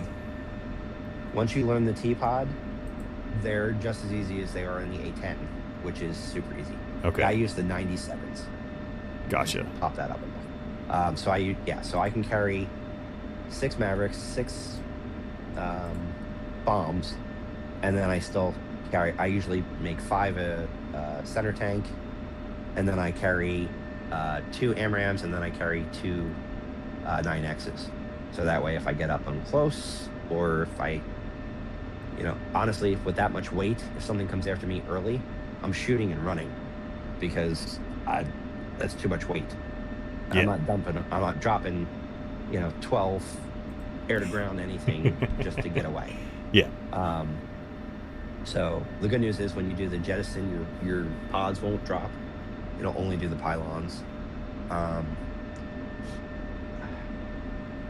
But the problem is there's an emergency jettison, but unlike the 18, I don't really mess with the jettison much, because the 18 I have that down to where to turn the knob, which selections to have, so I can drop my tanks when I need to. Yeah. But only my tanks. I've never really played with figuring out the selection on this. Okay. Yeah, basically right there. I think they're 9Ms. Are they 9Ms or 9Xs? On this, those are 9Ms, I believe I picked. Okay. 9Ms and 9Ls. Oh, you also have 9Xs, yeah. If you have 9Xs, throw the 9Xs on, because with the HMD, you can look almost 90 degrees to your left or your right and still be able to shoot them. You won't be able to do that with the Ms and Ls. Okay. Sorry. Are the X's more maneuverable than the M's? They are technologically better in every freaking way. Okay.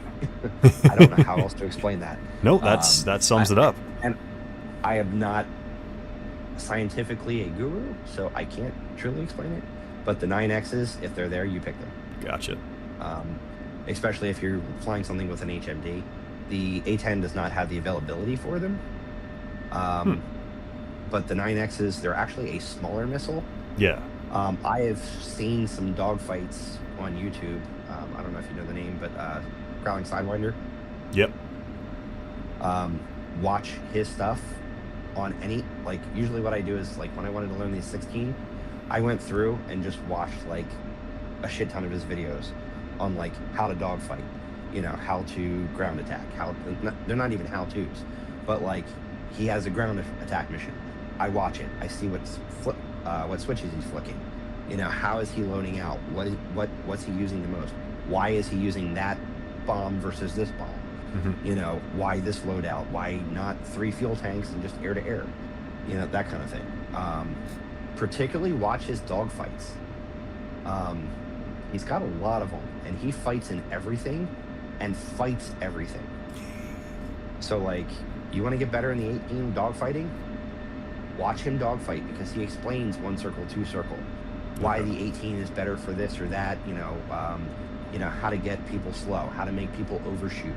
Yeah. You know, he does that stuff frequently. And I know you know him, but like a lot of his videos do that. Some don't, but especially the ones where you see it, you know, it's the F-18 versus whatever, SU-27. Like, kind of also try to pay attention to what he's saying about the other stuff, because the 18, you would never in a million years want to take my 16 in a 2-circle fight, which is nose to tail, right? So if we get to the ground, you either want to force me into a 1-circle so that we're constantly going head to head, Yeah. or you want to ditch and run as slow as you can because you're not as fast as me. But you do not want to end up in a single, you know, in a 2-circle fight with me. I will crush you. On the flip side of that, being an F-16, I never want to take you into a 1-circle fight because I never want to challenge your nose authority because you're going to win every single time. Because we're going to be making a circle and then suddenly you're just going to like snap the 90 degrees nose. and aim at me with your gun. Yeah. And my day's going to be over. You know, the 16 can't do that. It's an awesome dogfighter. That's what it was initially built for. It was a gunfight. Yeah. In the air.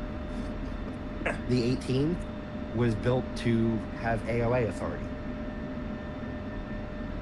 And for some reason, very underpowered engines. I still don't understand. Not in the Super. I don't know. No, they're still underpowered. Damn it. There's the power to ground, power to weight ratio is still horrible. Well, the 18 as a whole is just like the ugly stepchild of the Navy. And I'm pretty sure when they went to switch to, when they phased out the 14 and went to the 18, I'm pretty sure everyone was pissed off about it. Again, depending on what their mission was, because they were great cruisers, they're comfortable, they handle very well, but the 14 was supersonic. The 18 was not. Yeah. I don't even know if the 18 can hit supersonic. It can. I don't think it can. Go supersonic? Mm-hmm. Yeah. Well, Mach isn't supersonic. Supersonic is Mach point something, right? No, supersonic is just Mach, isn't it?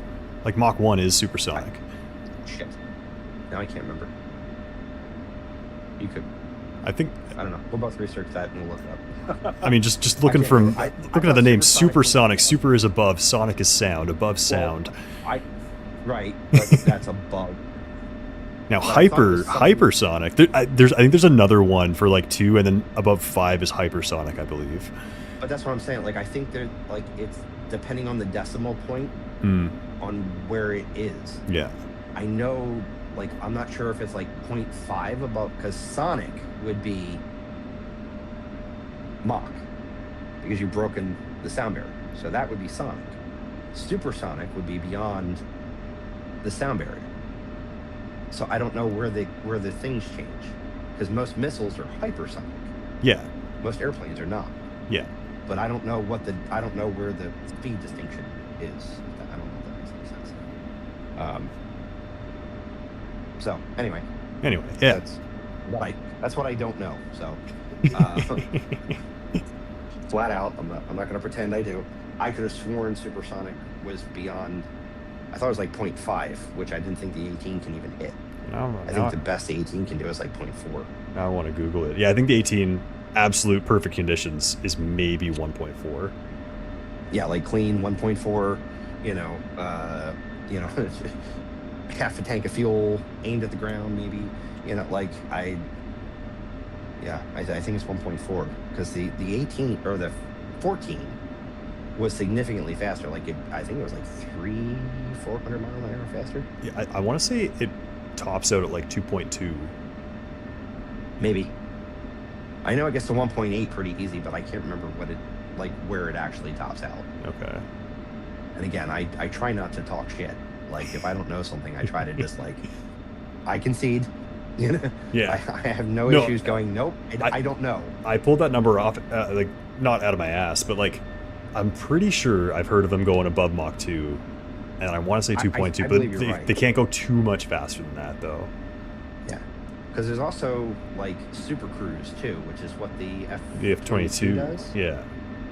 Yeah, it's like a Super Cruise, but it's not AB, and it's not mill power. Like it's weird. So I don't know how that stuff works either. But again, I don't know what the difference would be between sonic, supersonic, hypersonic. I don't know what the speed differences are. I think I looked it up at one point, but I just don't remember it. So I'm sure Boss will log in here in a second. Yeah. Be like, you guys, you two are assholes. It's this, and this, and Bill, shut the fuck up. Yeah, I just Googled it. So yeah, sonic, supersonic, and hypersonic describe speed relative to the speed of sound, Mach 1, with sonic being... Okay, yeah, you are right. So sonic is exactly Mach 1. Okay. Supersonic being faster than sound, so anything above Mach 1. And hypersonic being specifically above Mach 5 or above. Okay. Okay. Oh, duh. Oh my god, how did I not know hypersonic? It's in the beginning of the freaking Top Gun movie. When he's in the Dark Star. He says, supersonic. He's at Mach 5. Hypersonic. Or, I'm sorry, hypersonic at Mach 5. Yeah. Duh. There we I'm better go. with movies on the brain. Okay, so basically, the A-18 does do supersonic. Yeah. It just doesn't do it well because it But takes no- it forever to get there. Well, and it takes... Yeah, and it has to be in burner as well. I mean, most planes do have to be in burner, but like that thing just guzzles That would fuel. definitely be burner. Yeah. Yes, agreed. To be fair, the 60, you think the 18... I know you were saying that the 16's endurance ain't great. The 16 says, hold my beer. Well, I mean, just the size of the engine too, though. Like the 60's engine is a lot bigger. Yeah. Yeah. It is. But you also have two. True. So, but yeah, I think I don't remember the exact numbers, but I know that in the 16, I think I get 12 minutes at full burn. Oh my god. Does it get better at altitude by a bit? Oh yeah, obviously, they Yeah. all get a little better. Okay. But, of course, it's kind of hard to tell because you don't really know how fast you're going because I don't know where the ground speed instrumentation is on the 16, and I don't remember if there's one on the 18. But I know when it tells me I'm doing like 300 knots at 40,000 feet in the 16, I'm not at full burn. But there's no airflow over the pitot tube to tell it how fast I'm going. So I don't know. I know, yeah, I think But the yes, 18 only gives you... I can go to 40,000 feet and I can do better, but yeah, I get 20 minutes at Yeah, okay. at 40,000 feet. It's still Not sustainable. yeah. It's not. You use it for dogfighting. Yeah. You don't use it for transportation. Yeah. Like the other day I used it to catch up with you. By the time we were done that mission, I don't know how I landed. I literally pulled a U, and I had ground, and I almost didn't make it back. I didn't even have a boat that was moving away from me. I literally didn't have an excuse, and I landed and touched down. I think I had 3% left. And you just cut... Yeah, okay. Like, Cut power as soon as you're on the ground. I was gonna say I cut power long before that because as soon as I realized where I was at when we finished what we were doing, I climbed to like 30,000 feet because the 16 that I will give it, you can cut that back to nil power, no power, and you will glide forever. Okay. I've saved my own ass in Secaucus, on the map where all those northeast guys were. Yep.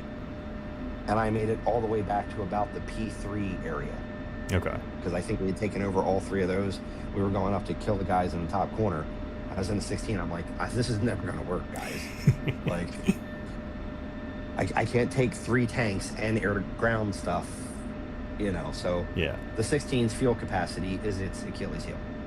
Your Gotcha. 18 is superiorly better at that it is a much more stable airplane, and it is a much more easier to land and take off with airplane. Do Yeah. not taxi fast in this plane. Yeah. Well, I know I mean, it's got a not unstable landing gear, but I know that is what everyone says. It's losing control. oh no, it's unstable. It is unstable. Oh, Okay. it's unstable. It was literally designed that way. The guy who test flew the first F-16, when he landed, they realized that there's some kind of computer in it that wasn't working. They didn't know how he landed it because he shouldn't have been able to without that computer running. Like it was some, and again, I don't know the technical crap. I just know that it existed. Yeah. And everybody was shocked that it happened. So, yeah.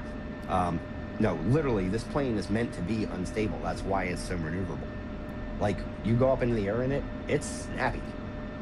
It's probably got double the roll rate of the F-18. I would say the power to ratio is, it's funny because I say that it's better, which it is, but I still think that you can climb better. I know I can climb better than a 15, and a 15 has, like, bigger engines than the 16 does, and it's got 2 of them. Yeah. But it's power to weight. You know, so And yeah, but I'm pretty sure the 18 can still outclimb the 16 if you were to just unrestricted climb, take off, you know, and look up and go, and turn it to a 90-degree angle and go until you stall. I think the 18 wins. About to try that. I was going to say we'll have to get off each other's wings and just go vertical and see. Yeah, just see what happens. Just, you know, match it together and, you know, before the end of the runway, hit full AB and just aim up. You know, take all the shit off and just find a server that's been dead for 10 years that everybody forgot about. And just go vertical. Yeah. I'd be down. Yep. I mean, even on whatever server, you get a 4x8 and just run that. Hell, I think we should try a 18-16 dogfight. Oh, you're gonna smoke me, man. No, I'm not a great dogfighter.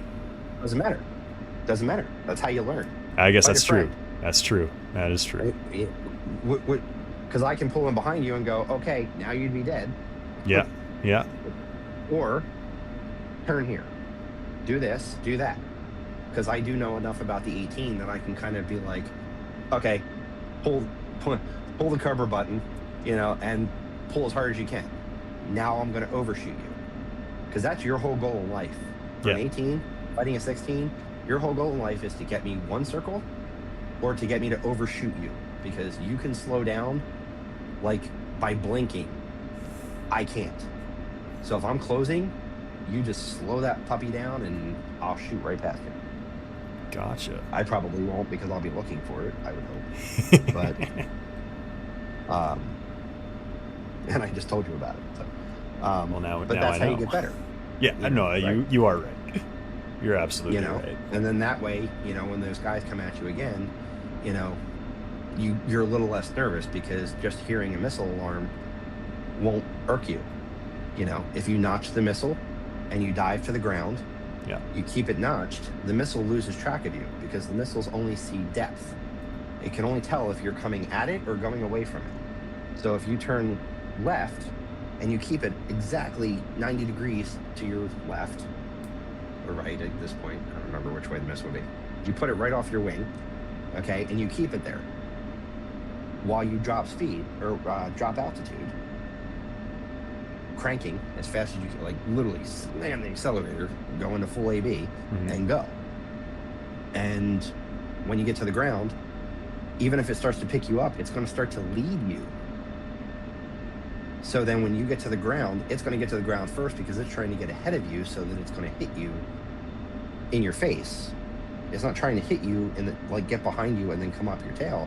It's trying to get ahead of you, so it's going to hit you in your face.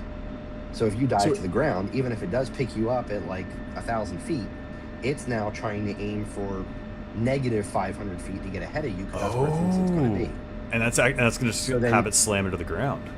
So then you run it into the ground while you go to ground level, keeping it in the notch. You stay along the ground, and then you pull up and away, and now it can't go back up. So it has two choices. It can try to turn up and lose all its momentum, or it can slam into the ground and die. Gotcha. Okay, so I've been doing this wrong then, because I've been trying to basically brake left or brake right, have it follow me, try to lead me, and then switch back, which has it bleed all of its energy trying to turn itself around again, because, you know, the rocket motor's only bringing it so far, and then it's just gliding from there. Your and then have concept it is correct. Okay. But it could be better. Works a little better. That works a little better for the ground missiles. Less for air-to-air, because air-to-air has not infinite momentum, but infinitely more momentum. Yeah, because it's not climbing. Once it's burnt out, because it's coming down on you. Yeah. You know, most people are going to shoot. You know, if you're at 20,000 feet and you're diving down, that's the point. You turn, you notch it. Well, now it can't quite see you. Okay. Also, there's a thing called a MAR, missile engagement range. I don't remember what it's called. It's the area where the missile is. You're going to die if you're inside of it. Okay. That's going to happen. That's why I said it like for the last round that you played, whereas like that JF just popped up out of nowhere. I was like, dude, you were screwed. You didn't even know it. He just shot. You were done. Yeah. You know, by the time you saw him on the F10 map, he had probably already shot a missile or two. So you were toast. Yeah. And you didn't see him. So typically what you would do in a BVR fight is you can't see each other. You both have missile lock. If you know he shot, you shoot, you notch. You notch to the ground, get to the ground as fast as possible, so you're dragging that missile down. It may seem like you're speeding it up because now it's using less, but it's not, because what you're doing is along the ground, if you change your distance from the missile where you're going left to right, so the missile is to your left. So once you get to the ground, now you pull to the right a little bit. Then you pull to the left, maybe go up and down a little bit. If it's still seeing you, it's making all these little minute adjustments. Mm-hmm. It's not just sitting there waiting. It's actually doing all these stupid little adjustments. So you can do that on the ground. Okay. And then worst case scenario is if you're far enough out and you're outside the MAR anyway, then you notch to the ground. You shouldn't even, if you're outside the MAR, you almost never should even have to flare or chafe.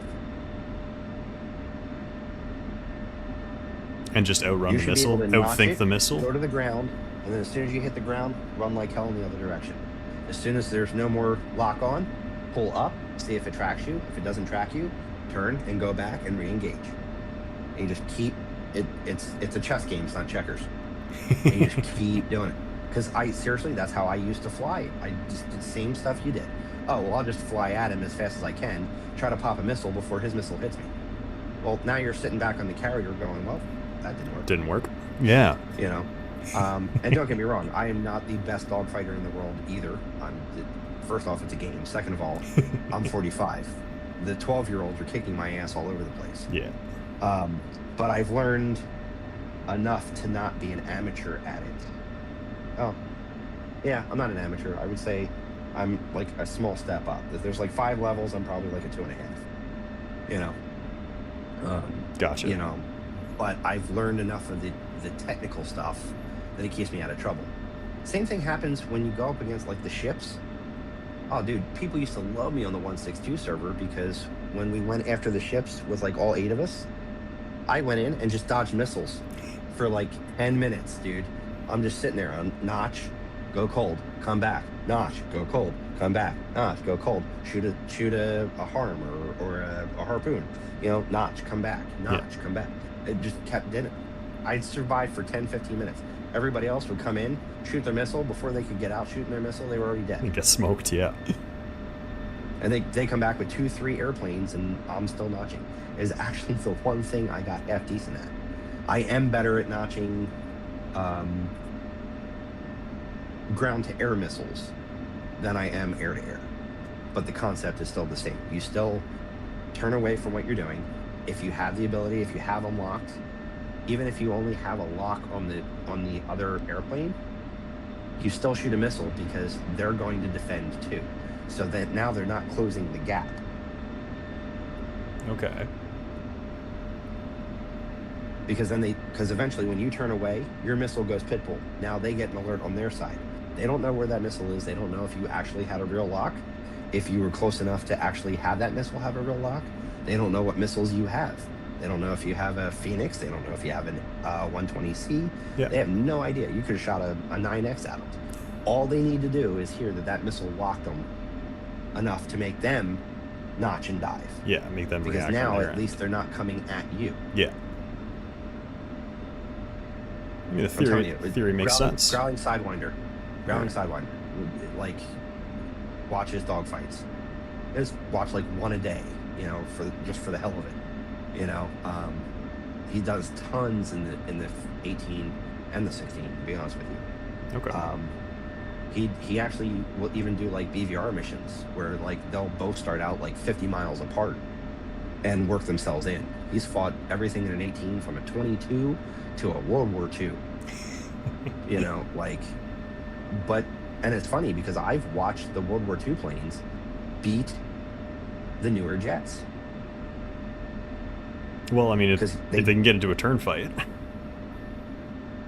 A turn fight, you get them slow, get them to overshoot, hold in front of you, Yeah. pull up, guns. Yeah. The guns are just as effective then as they are now. Absolutely.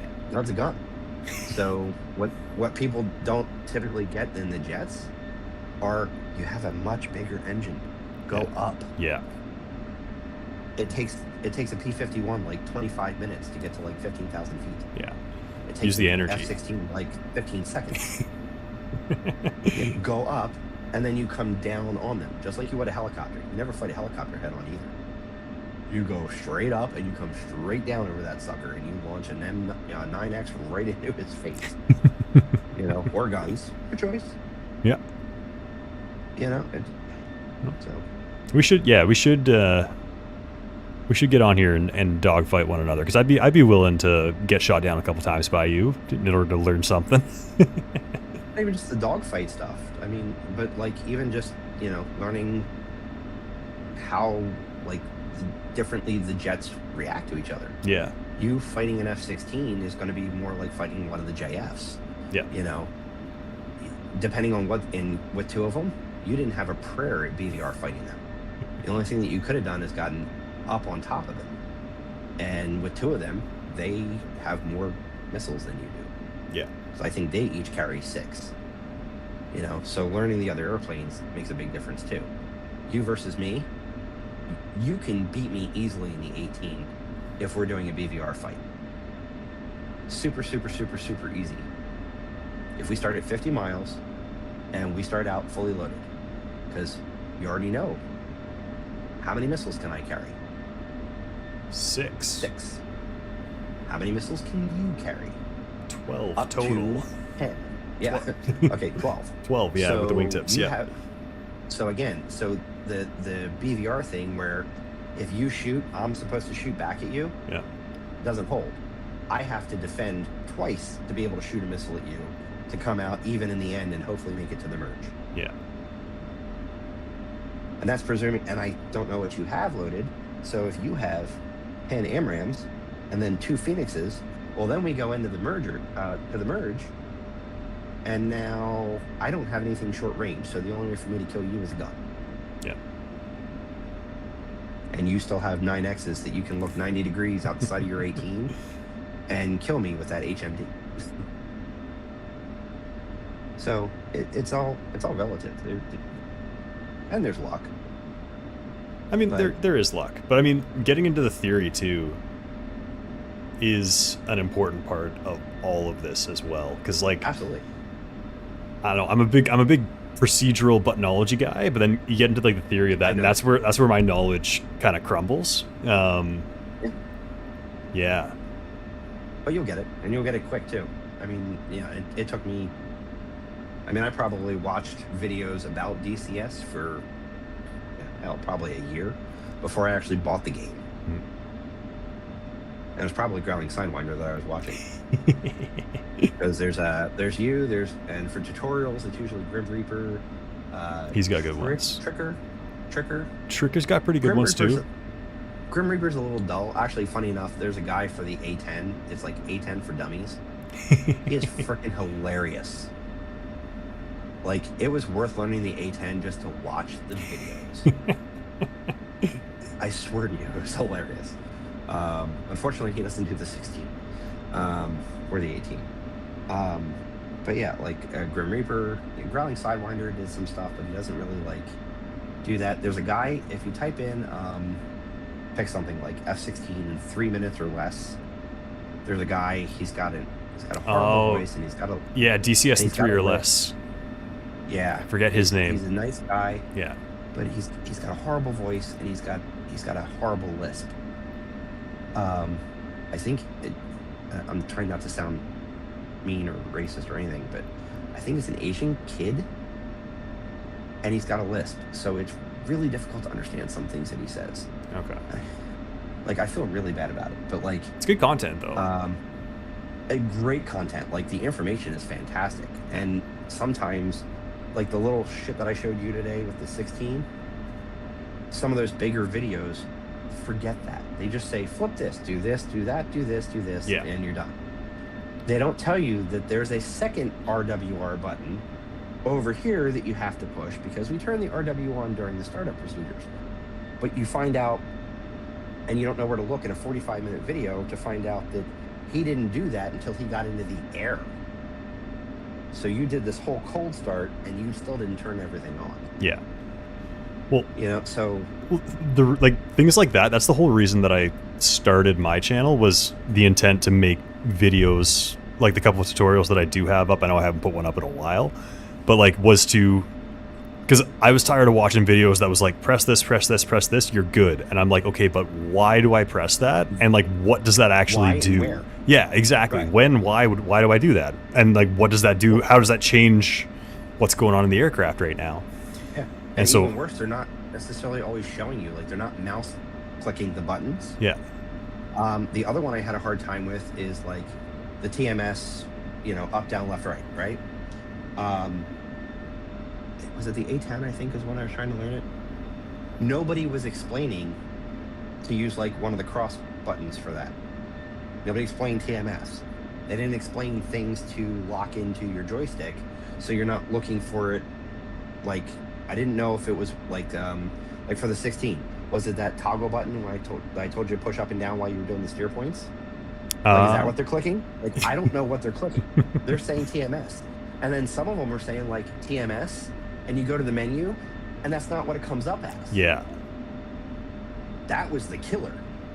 That one used to kill me. Oh my God, what button was it? Was it the nose wheel steering? There's a button. I can't remember if it's on the A-10 or the 18. So the one and that you have to click this to do this.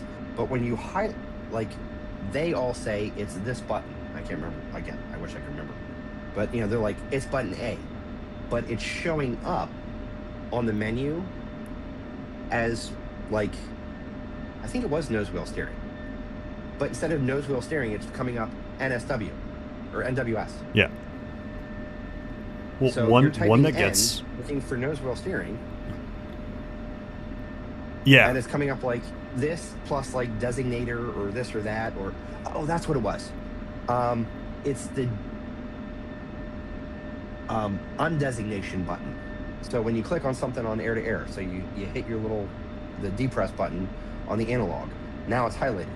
Well, now you want to click on this guy. How do you back off to click to guy 2? You had to pull the nose wheel steering button, Yeah. to undesignate this guy so that you could click on that guy. And that is on the I couldn't F-18. figure Because it yeah, the undesignate button is the the nose is the nose wheel steering button. Yes. Yeah. That's exactly what it was. And but it comes up nose wheel steering, and eventually it says designate or undesignate. Yeah. I'm like, oh, okay, Yeah. well that's great. It The doesn't other- say like undesignate air-to-air target. You know, it's unless you know what you're looking for. I was brand spanking new. Yeah. F-18 was the first plane I learned. I didn't know. I didn't have any friends that played it because nobody has put the money into it that I'm stupidly put into it. Not stupidly. Devotionally. You say that again to my wife. Go ahead, try. Fortunately, she's very understanding. But yeah, now that we have Discord, I'll send you a picture of my setup.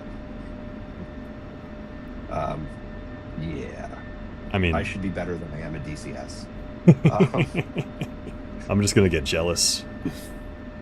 Yeah, because I've got the Wing center stick and throttle.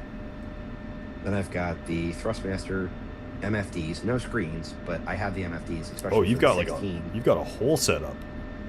I have a touchscreen display over top of my honeycomb yoke and honeycomb throttle assembly with a Logitech radio and a 430 Garmin for flight sim with the keyboard off to the one side. Jesus. And then I have the Tobii head tracking with a 49-inch curved monitor and a secondary 27-inch vertical turn wide, ultra wide screen, so that I can have chats and things up and music and things that without having it disrupt my life. Jesus. And then the other side of the deck just has a Mac laptop with a microphone, so that if I ever did want to stream again, because I used to stream on Twitch, if I ever did want to stream again, I could just hook up a capture card between the monitor and the laptop, and I don't have to capture card or stream through the same computer that I'm playing on. So there you go. lag. Yeah, it does. That is quite the setup. It's not bad. Oh, and I have the Wing rudder pedals. The Skywalker pedals. Are those that are like all metal? The metal ones? Yeah, okay. Mm-hmm. Yeah, well, I was going to buy the, who makes it? Is it Thrustmaster? The big domey ones. It's like a big dome in the center, and then they had metal pedals on both sides. Weighs like 28 pounds kind of shit. Like, it's just ridiculous. And right when I was getting ready to buy them, because again, I had money at one point in life. Not money, but I had plenty of money to live on and then buy toys and stuff too. But right when I went to buy them, Wing announced these pedals. So I waited for like 2 months. I bought the pedals because I really enjoy Wing stuff. All my controls are metal. There's no plastic shit except for like the red button on the joystick kind of thing. Like all the switches are metal toggles. There's no plastic toggles. Mm-hmm. And I got the 18 set up. So my center stick is actually on, like I have one of the stands that go under a desk. You'll see it. And then I have the 18 set up with a center stick. And then I put the extension, because it was like $10. And I bought the extension for the joystick so that it was basically where the 18's joystick should be. And then I started playing as a 16. So it's really difficult to fly the 16 with like a 4-foot freaking joystick. How much better is the extension on that though? Because I've seen that before, and I feel like it would help a lot. For the 18, it's fantastic. Okay. For the 16, it sucks horribly, because the 16 in real life. So I mean, honestly, the one thing that Maverick kind of has right is when you want to go left in an 18, you're going to your thigh. Like you're touching the thigh to get the damn thing to roll. Yeah. But in things like refueling, it's awesome because your little movements are much smaller to the airplane. And that's kind of what I was thinking about for that is the finer motions, like having that long of a stick, like adding a couple of feet to your stick there. For the 18. Yeah. However, to contradict that, the 16, the way that thing flies, because it is a full fly-by-wire system. To roll in a 16, you move the whole stick about a half an inch. You don't max it to the side to get a full roll. Okay. You get muscle memory, and it, like a real F-16, you move the stick about a half an inch. Do you want to go straight up? You move it about a half an inch aft. Yeah. When you go straight down, like it's all very small movements. It looks like you're playing Pac-Man in 1980 on a big machine. Like it is really small movements. It's like the equivalent to broadsword fighting versus fencing. Like like actual foil fencing where the only the tip really moves. Yeah. Okay, like same difference. The 18 is the broadsword. The 16 is the foil. So to be as accurate with a 16 where the movements are meant to be smaller, and I have to move my stick 3 or 4 inches, I will tell you, make sure if you go this route and you start building a mini sim pit, because I didn't build shit around me. I bought one of those stands and I have everything mounted to it, and then there's a standing stand sit desk above it, and again you'll see it. Um, be prepared to just commit to what you should stay with, because for me to switch to the 16 now and want to fly it, it's a bitch. Yeah. Like there's a lot of excess movement for me to do things that should be very simple. Gotcha. Like I thought about taking the extension out, bringing everything back down, and trying to raise up the center stand, but I don't actually have a way to do that because my center stand is actually bolted to a piece of the stand and it's on the floor, so it only comes up so high, which is also why I bought the extension. So I get the full F-18 and the A-10 experience, but then when I go to the F-16, it's not quite as fun. So there may be a point where when you get ready to pick, which joystick head do you want? Do you want the 18? Do you want the 16? Do you want the A10 model? Like there's different, Wing has 5. I think they even have the 15 now. I think somebody just came out with the 14. Oh. So Well, they do the like, throttles too. Like they'll model the throttles Yeah. properly to the aircraft as well. And the good thing, well, I have the 18 throttle and the 18 joystick. Mhm. The good thing about the 18 throttle, and I would say the throttle choice isn't as big of a deal unless you're picking the 16. I'll explain that in a second. But you can lock the 2 sides together on the wing. Yeah. So like you don't have to worry about accidentally splitting the throttles or like getting a tiny little grip or not being able to reach a button because you missed. Yeah. Like there's just a little steel bar and you just take it and slide it over, and now the 2 are locked together. Yeah. I think the 56 does that anyway. It does, yeah. Um, It's plastic, not metal, but Yeah. but it does. and then this is metal, so like there's no flex, there's no nothing. You can actually, I don't remember if the 56 could do it or not, but you can actually put the detents on this, and it comes with them. So like I have a power down detent. So when you want to shut the engines off, you lift the 2 levers and you push back. Okay. All the way back, and now that's how you shut the engines off. Yeah. When you want to AB, you hit a certain point, now you're at mill power. Then you grab the levers and you push forward. Now you're in burner. That's the main thing that I would want, because the X56, like I just rock it a little bit too far forward and all of a sudden I'm in burner when I don't mean to be. And you're in AB and you have no idea. Yeah. And then I'm landing on a carrier with no fuel. Yeah. But honestly, I watched a bunch of videos before I bought Wing over Viparol versus what's the other big one out there? Wing, Viparol, and there's one other one. That are the 3, like the top 3. And to be honest with you, I'm pretty positive that the difference between the 3 or 4 top places are like, do you prefer BMW, Mercedes, or Lexus? Yeah. I'm not going to say my way was 100% right. I will tell you that if you like the 18, you will absolutely not be disappointed with this setup. The internals are mostly metal. The externals are 90%, 98% metal. Like I said, except for like some of the buttons, they're plastic, but this shit behind them are like Hall effect sensors and everything else. Like it has software you download so that you can pick your sensitivity in the software.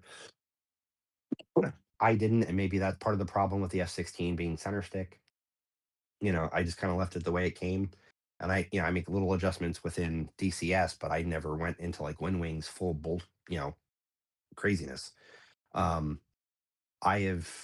think there was one update. I've had the stick and the throttle for almost 2 years. I've had the pedals for about a year. I think there was one update in the first year that something wacky happened with the throttle. Okay. And I think all I had to do was like delete the update and then reinstall the update, and it was fine. Huh. Like, the only problem is WinWing is in China, so time schedules are off, and I think everything was through email, so it took me like 2 days to do that.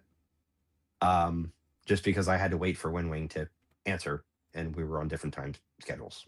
You know, Yeah. I was sleeping while they were responding, Yeah. and vice versa. And vice so, versa. yeah. So other than that, it wasn't a problem. They were not rude. They were not mean. It just sucked that it took extra time because of the time zones. That makes sense. Yeah. But that was the one. I think it's the only problem I can remember. They usually send you even like extra parts and little goofy screws and shit, like, because you can screw this down to the plates for like a lot of the stands and things. Like, I think they even sent screws to do that. You do have to build them when they get there because to save space for the boxing, like the throttle, like you gotta like put it on, put a couple screws in. I mean, it takes like 15 minutes. You don't sound like you're dumb, so I can't imagine you have a problem with it. Okay. I think I figured it out without the directions. And the detents are physical detents, and you can adjust them. So like, I found that when I was pushing my throttle forward, I didn't feel like trying to reset the software, or not reset, but adjust it in the software. So I cheated and I actually loosened the screw and pulled the detent in about an eighth of an inch, maybe a 16th of an inch, and then retightened it. And then it stopped mill power before it hit the AB. And I did that physically with a screw instead of trying to go in and play with software and software arcs and, Yeah. power arcs and all that craziness. I just literally loosened a screw, moved a piece of plastic. That is one of the things that are plastic are those detents. Okay. Forgot about that. But I not had a problem with it loosening up or cracking or breaking or anything else. The detents are plastic. A couple of the buttons are plastic. Oh, those levers to go past the two detents to lift up on, they're plastic. Okay. Everything else is freaking metal. There's a rubber boot on the joystick, like a heavy duty rubber boot. The base of the damn thing is almost enough to weigh it down that you wouldn't even have to screw it into something. um, it, the pedals and the joystick, I think, if I remember correctly, both came with a secondary plate because the base of the joystick is only like 3x4. So sitting it on a desk by itself would just like it just tip right over. So you put like a 10, it's like a piece of paper sized piece of metal on the bottom of it. And then it had like suction cups and stuff like that too. And I haven't used them or seen them in 2 years, but they're around here somewhere. Okay. But WinWing is my preference. I feel I've not been damaged or hurt. I really haven't heard too many issues with them either. A couple people have had, I think there were some shipping issues at one point. You also have to pay attention to where you order it from because there's a worldwide, there's like specific countries. You have to pick the US. Okay. You have to order from the US factory or warehouse or whatever the hell it is. That's the only issue because there will be price differences and things like that too. Otherwise, my total experience was fine. Like I said, I ordered the stick and the throttle at the same time. I ordered the pedals a year later because I hadn't really no problems with the other two. I haven't had one problem with the pedals, and everything is pretty much plug and play. Eventually, I plan on getting like the ICP, ICF. Can't remember what it's called. I don't know what The that is. centerpiece for the F-16 with the Oh. numpad on it. Got you. Okay. Same thing for and on WinWing actually. So if you do want to fly two different jets, you can actually get the 18.